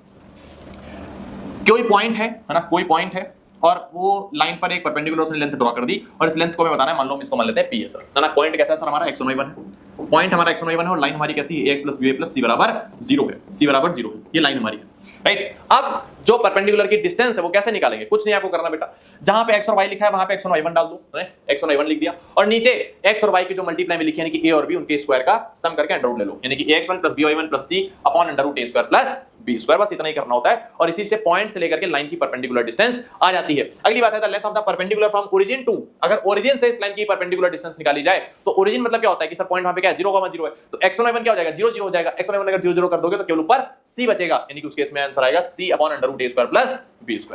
उम्मीद करता हूं बात आपको समझ में आ रही होगी। छोटे छोटे सिंपल से फार्मूले हैं, कोई प्रूविंग करने की जरूरत नहीं है, राइट, कोई प्रूविंग लिखने की जरूरत नहीं है, बस अगर आप चाहो तो फिगर जरूर बना सकते हो कि मान लो 0,0 है सर, और यहां से परपेंडिकुलर ड्रॉ किया गया है, ये लाइन का इक्वेशन है ax + by + c बराबर 0, राइट। आगे बढ़ते हैं सर अगली कहानी पर, the distance between two parallel lines, कि सर दो पैरेलल लाइन के बीच में डिस्टेंस कैसे निकाली जाती है, राइट। आपको कुछ नहीं करना है, दो पैरेलल अगर लाइन है तो a और b उनमें दोनों में क्या होंगे, सेम होंगे, अगर सेम नहीं तो आपको बनाने पड़ेंगे। जैसे अभी अपन करते हैं सवाल को, दो एक लाइन लिखी होंगी इस तरह से कुछ, ax + b + c1 बराबर 0 और ax + b + c2 बराबर 0। यहाँ पे आप देखो ध्यान से, पैरेलल है यानी कि x और y वाला जो टर्म होगा वो एकदम सेम टू सेम दिखना चाहिए, एकदम सेम टू सेम दिखना चाहिए, तभी ये फंडा लगाना, अदरवाइज ऐसे कूद मत जाना लगाने के लिए सवाल गलत हो जाएगा। c1 c2 डिफरेंट हो सकते हैं, राइट, जिनका कांस्टेंट पार्ट है वो डिफरेंट हो सकते हैं, तो इसके लिए फार्मूला होता है c1 - c2 या c2 - c1, जो आप चाहो कर लो, राइट। एक बार नेगेटिव एक बार पॉजिटिव आंसर आएगा, हमें पता डिस्टेंस हमेशा पॉजिटिव होती है तो आंसर हमेशा पॉजिटिव ही लेना पड़ता है, राइट। c1 - c2 तभी मॉड लगा हुआ है upon under root a² + b²। अब यहाँ पे मैं एग्जांपल आपको करके बताता हूँ। फॉर एग्जांपल 2x + 3y + 5 बराबर 0, और एक हमें लाइन दे रखी है 4x + 6y + 12 बराबर 0, और बोला जाए इनके बीच की डिस्टेंस बताओ, what is the distance between these two lines. Perpendicular distance वही होगी, है ना, पैरेलल है दोनों क्योंकि परपेंडिकुलर निकल के आएगी। सर डिस्टेंस कैसे निकालोगे, डिस्टेंस कैसे निकालोगे, डिस्टेंस कैसे निकलेगी। अब यहाँ पे ध्यान दो, बहुत सारे बच्चे जल्दबाजी में क्या करते हैं, उन्होंने कहा अरे सर ने बताया था c1 में से c2 घटा दो और नीचे a² b² लिखो, लेकिन यहाँ पे आपको ध्यान रखना है, यहाँ पे x और y वाला दोनों में सेम दिखना चाहिए। जैसे यहाँ पे देखो 2x 3y दिख रहा है, यहाँ पे 4x 6y दिख रहा है, डिफरेंट है। सेम कैसे बनाएंगे इसको, अगर इसके सेम बनाना है, सेम बन जाएगा, ऐसा मत समझना सर सेम नहीं बनेगा, अरे सेम नहीं बनेगा तो डिस्टेंस नहीं निकाल सकते, फिर सिंपल सीधी बात है। सेम बनाते कैसे बनेगा, अगर इस पूरे इक्वेशन को मैं 2 से डिवाइड कर दूं तो इसके सेम बन जाएगा, या इस पूरे इक्वेशन को मैं 2 से मल्टीप्लाई कर दूं तो सेम बन जाएगा। मतलब आपको सेम बना, चाहे जैसे बनाओ, चाहे 2 से ऊपर मल्टीप्लाई करो या नीचे 2 से डिवाइड करो। तो मान लो मैंने नीचे इसको 2 से डिवाइड कर दिया तो कितना आएगा, 2x + 3y + 2 से अगर हम 12 को डिवाइड करेंगे तो हो जाएगा 6 बराबर 0, यानी कि अब ये आपके पास लाइन आ चुकी है, इससे इसकी डिस्टेंस निकालो, वही आंसर है सेम, राइट। तो सर इससे डिस्टेंस निकालते हैं, यहाँ पे c1 कितना है सर, मान लो 5 है, तो 5 माइनस C2 कितना है सर, कांस्टेंट पार्ट 6 है, upon under root a square plus b square, है ना। a और b कितना है सर, x और y के मल्टीप्लाई में जो लिखा होता है, तो यहाँ भी 2 लिखा हुआ है, देखो 2 लिखा है, भी 3 लिखा है, भी 3 लिखा है, तो a कितना है सर 2 है, तो 2 का स्क्वायर प्लस b कितना है सर 3 है, तो 3 का स्क्वायर, और यही आपकी क्या जाएगी डिस्टेंस, यानी कि 5 - 6 यानी कि सर -1 का मॉड अपॉन 2 का स्क्वायर सर 4, 3 का स्क्वायर 9, 9 4 होता है 13, 13 का अंडर रूट 13 ही रहता है बेटा, तो सर अपन ने लिख दिया अंडर रूट 13, तो 1 अपॉन रूट 13 आ गया हमारे पास पूरी तरीके से, और यही हमारा क्या है आंसर है। राइट, अगर सेम दिए होते तो कोई समस्या नहीं थी, सीधे निकाल देते, बट सेम जब ना दिया हो तो इस तरह से बना करके निकालना पड़ेगा। राइट, आगे बढ़ जाते हैं सर अगली कहानी पे। पीवाई 2024 फर्स्ट का सवाल, डी सर बहुत ज्यादा रिपीट होते हैं। अगर मैं पिछले बार भी 2023 सेकंड में जब पेपर था उस समय मैंने यूट्यूब पे क्लास लेना स्टार्ट किया था, तब भी मैंने अपने नोट्स में ऐसा सवाल सेम टू सेम जस्ट कराया, आप चाहे देख सकते हो जाकर के। 2024 फर्स्ट में देखो सवाल आ गया। राइट, तो जितनी चीजें करा रहा हूं अगर ध्यान से करोगे, मन लगा करोगे, तो सवाल यहीं से फंसेंगे, कुछ रॉकेट साइंस नहीं आनी, जो बता रहा हूं यही सवाल है। If two sides of a square lie on the lines 2x plus y minus 3 बराबर 0, 4x plus 2y plus 5 बराबर 0, then what is the area of the square of the in square units? कि sir two sides आपको अगर दे रखी हैं 2x plus y और 4x plus 2y। अब इसको अगर ध्यान से देखो दोनों लाइन को, तो एक लाइन हमारे पास है 2x plus y minus 3 बराबर 0, और एक सर हमारे पास लाइन है 4x plus 2y plus 5 बराबर 0। देखने में थोड़ा सा लग रहा है कि सर ये दोनों लाइनें लगभग पैरेलल लग रही है, क्यों? क्योंकि सर यहाँ 2x plus y और यहाँ पे देखो उसी का डबल लिखा हुआ है, और कुछ नहीं, यहाँ पे क्या लिखा डबल लिखा हुआ है, तो इसको भी डबल हाथ से 2 से डिवाइड करके लिख लेते हैं। 2 से डिवाइड करके लिखोगे तो हो जाएगा 2x plus y और 5/2 बराबर 0। 2 से पूरे इक्वेशन को डिवाइड कर देंगे, 0/2 करेंगे 0 ही रहेगा। अब ये लिखते हुए समझ में आएगा ये लाइन और ये लाइन दोनों क्या है, पैरेलल है, और क्योंकि अकॉर्डिंग टू द क्वेश्चन ये किसकी साइड्स है, किसकी साइड्स है, स्क्वायर की साइड्स है, यानी कि ये अगर पैरेलल है और स्क्वायर की साइड्स हैं तो जाहिर सी बात है ये अपोजिट ही साइड्स होंगी। राइट भाई, तभी तो दोनों पैरेलल हो सकती हैं, इधर इधर तो पैरेलल होती नहीं है, परपेंडिकुलर होती है। तो 2x plus y minus 3 और 2x plus 5 plus 5/2। राइट, तो इस इक्वेशन को अपन मान लेते हैं कि ये 2x plus y minus 3 बराबर 0 वाली लाइन है, और ये लाइन अपन मान लेते हैं ये sir 2x plus y plus 5/2/0 वाली लाइन है। अब बोला गया सर इसका एरिया बता दो, है ना, स्क्वायर का एरिया बता दो। अब स्क्वायर का एरिया कैसे निकालेंगे? स्क्वायर का एरिया निकालने के लिए हमें पता है फॉर्मूला बचपन से पढ़ रखा था साइड स्क्वायर। एरिया कैसे निकालते थे सर? Side square. राइट, यानी कि अगर साइड लेंथ हमें पता हो तो एरिया हमारे निकालना हमारे बाएं हाथ का खेल है। सर साइड कैसे निकालेंगे? अब यहाँ पे ध्यान से देखो, दोनों पैरेलल के बीच में जो डिस्टेंस है वही तो साइड है। सही बात है कि दोनों पैरेलल के बीच में डिस्टेंस वही तो क्या है, साइड है। तो यानी कि डिस्टेंस निकालनी, दो पैरेलल के बीच में डिस्टेंस फार्मूला हमें पता है, क्या लिखते हैं सर? C1 - C2, है ना। तो C1 कितना है सर? वो उसके से -3 है, माइनस C2 यानी कि सर 5/2 पूरे का mod upon under root a square plus b square. तो a कितना है सर? 2 का स्क्वायर प्लस b स्क्वायर यानी कि 1 का स्क्वायर। ये सर क्या आ रही है? साइड आ रही है, राइट। तो -3 - 5/2 अगर हम करेंगे तो 2 3 6 6 और 5 दोनों, क्योंकि माइनस माइनस है तो जुड़ जाएंगे, 6 5 11, तो 11/2 है ना हमारा आ जाएगा 11/2 अपॉन नीचे कितना आएगा? 2 का स्क्वायर 4, 1 का स्क्वायर 5 यानी कि √5। अगर हम और कायदे से लिखना चाहें, है ना, माइनस साइन क्यों क्या है, मॉड लगा हुआ है तो प्लस हो चुका है, राइट। तो घबराना नहीं कि सर ने माइनस साइन लिखना भूल गए। 2√5 मल्टीप्लाई हो जाएगी, जो हमारी साइड आएगी, साइड आ रही है वो आ रही है 11/2√5। एरिया हमारा सर कितना होगा? साइड का स्क्वायर, यानी कि सर इसको हम साइड का स्क्वायर कर देंगे, 11/2√5 का अगर हम स्क्वायर कर देंगे तो हमारा एरिया आ जाएगा 11 का स्क्वायर 121 होता है, 2 का स्क्वायर 4 होता है, 5√5 का स्क्वायर 5 होता है, 5 के 20, 121/20। अब अगर 20 से डिवाइड करेंगे तो 20 होंगे, है ना। मैं यहाँ पे पॉइंट में क्योंकि आंसर निकालना पड़ेगा, तो कई सारे बच्चे इसमें घबराते हैं, पर घबराने वाली बात नहीं है, ध्यान से देखो। 2 छंग 12, है ना, यानी कि सर 6 बार में जाएगा 120, 1 बच गया रिमाइंडर, पॉइंट लगाया, 0 बढ़ाया, नहीं जा रहा है तो एक और 0 बढ़ाया, तब फिर 0 लगाया, 20 पंचे 100, 6.05 is the right answer, A part is the correct one. सीधे सीधे हमारा आंसर आ गया। सवाल इसके थोड़े कैलकुलेटिव हो सकते हैं, लेकिन होते बड़े सिंपल है। अगर आप छोटी छोटी बातें अगर आपको याद है, छोटी छोटी लॉजिकल अप्रोच अगर आप लगा सकते हो तो सवाल इसके खत्म भी बड़ी जल्दी हो जाते हैं सर। ठीक है, आगे बढ़ते हैं अगले फंडे पे। Area of parallelogram with given sides, कि अगर आपको एरिया ऑफ पैरेललोग्राम निकालना है विद गिवन साइड्स तो उसके लिए एरिया ये आप सीधे लगा सकते हो कि एरिया होगा C1 - C2 D1 - D2 upon M1 - M2। यहां पे मैं लिख देता हूं फटाफट, सारी चीजें हैं क्या, फटाफट लिखना जरूरी है सर। कि ये लाइन मान लो दे रखी है आपको y = M1x प्लस C1, ये दे रखी है y = M1x plus C2। Sir parallel lines parallelogram की आमने सामने की साइड पैरेलल होती हैं तो स्लोप दोनों की बराबर रहेंगी। यहां पे अपन लिख सकते हैं y = M2x प्लस D1, और ये लिख सकते हैं y = M2x प्लस D2। तो अगर इसका एरिया निकालना है तो सीधे ये लगा सकते हैं, area C1 - C2 D1 - D2 upon M1 - M2, right. अगर पैरेललोग्राम का एरिया पूछा जाए तो, राइट, और पैरेललोग्राम की इक्वेशन कुछ इस तरह से लिखे हो चारों साइड्स के। ठीक, आगे बढ़ जाते हैं सर अगली कहानी पर। अगली कहानी क्या है?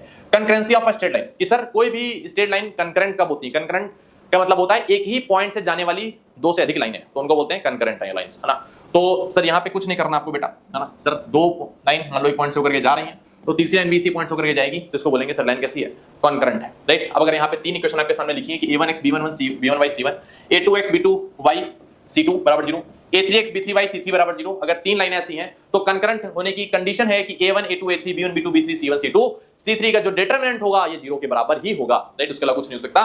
3 lines are concurrent if any of the line passes through the point of intersection of the other two lines, right. Point यहाँ पिन करनी है, पॉइंट बेटा, राइट सर। पॉइंट यानी कि सर अब करना क्या आपको कि अगर आपको कभी निकालना है कि 3 लाइन कंकरेंट है, ये बताओ है ना क्या हो सकता है, तो 2 लाइन का इंटरसेक्शन पॉइंट निकाल लो और तीसरी लाइन पर रख करके सेटिस्फाई करा दो, सीधे सीधे आ जाएगा कि कंकरेंट है या नहीं है। बस सिंपल सीधी बात है, या तो आप सीधे डिटरमिनेंट फॉर्म बना दो, आंसर सीधे सीधे आ जाता है। स्ट्रेट लाइन में पढ़ने के लिए इतनी चीजें थी, राइट। कई सारी अप्रोच, कई सारे तरीके, कई सारे सवाल हमने लगाए प्रीवियस ईयर के भी। मेरा ऐसा मानना है अगर आप प्रीवियस ईयर सवाल लगाने बैठोगे तो सवाल आपसे फंसेंगे नहीं, अगर फंसते में थोड़ा बहुत ऐसे सवाल फंसेंगे जहां पे आपको थोड़ी लॉजिकल रीजनिंग जो थी वो आपको नहीं समझ में या नहीं पढ़ाई गई, तब भले फंस सकते हैं, राइट। अदरवाइज आपके जितने भी सवाल हैं सारे सवाल अब हो जाएंगे, राइट। लॉजिकल अप्रोच अब सारे सवालों की प्रैक्टिस तो नहीं कर सकती क्लास में, बट हाँ जितने सवाल हो सकते थे मैक्स टू मैक्स जिनसे आपके आगे के सवाल बनने स्टार्ट हो जाए, वो सवाल मैंने यहाँ पे करा दिए हैं, राइट। तो हमने यहाँ पे पूरे चैप्टर में कॉन्सेप्ट सीखा, प्लस पीवाईक्यू सीखा, और प्लस आने वाले क्वेश्चंस की अप्रोच सीखी जो सबसे ज्यादा इंपॉर्टेंट है। अगर अप्रोच नहीं आती तो कोई मतलब की बात ही नहीं है, फिर तो कोई फायदा ही नहीं है करने का कुछ, राइट। तो कॉन्सेप्ट, पीवाईक्यू और अप्रोच, हमने 3 बातों पर ध्यान दिया इस पूरे चैप्टर में। चैप्टर ज्यादा लेंदी नहीं हुआ होगा, मेरा ऐसा मानना है 1.5-2 घंटे का ही चैप्टर होगा, राइट। और ये अगर आप बैठोगे रिवाइज भी करोगे तो रिवीजन के हिसाब से सबसे बेस्ट चैप्टर है, राइट। जिस तरह से हमने चीजें करी हैं यहाँ पे, कई सारी चीजें ऑलरेडी लिख करके तभी लेकर के आए थे ताकि आपको ज्यादा मतलब कम समय ज्यादा समझाया जा सके, ठीक है। तो कैसा लगा सेशन, इसे लाइक शेयर सब्सक्राइब करके जरूर बताना यार, कमेंट करके जरूर बताना लास्ट में वीडियो में कैसा लगा, राइट। ऐसे वीडियो सेशंस आते रहेंगे डेली, आप देखते रहो, सवाल आप करते रहो, और अगर सिलेक्शन हो तो ऑफ कोर्स हमें वापस जरूर बताना कि आपका सिलेक्शन इन वीडियोस को देख करके हुआ है, राइट। आप मुझे जरूर बताइएगा। Thank you so much. और अगर किसी बच्चे को मॉक टेस्ट चाहिए घर तक, कि उसके घर तक आए मॉक टेस्ट, तो नीचे डिस्क्रिप्शन बॉक्स में लिंक गिवन है, अगर वहां पे रजिस्टर आप करते हो तो मॉक टेस्ट हम आपके घर पर भेजेंगे, हार्ड कॉपी में विद OMR सीट, राइट। बाकी सारी बातें मैं मॉक टेस्ट वाली वीडियो में बता चुका हूं, तो आगे इस चीज को कंटिन्यू नहीं करते हैं, वो आप देख लेना वहां पर जाकर के। बाकी कैसा वीडियो लगा ये आप हमें जरूर बताना ताकि हम अगली वीडियो और जल्दी से जल्दी अपलोड कर सकें। थैंक यू सो मच, जय हिंद।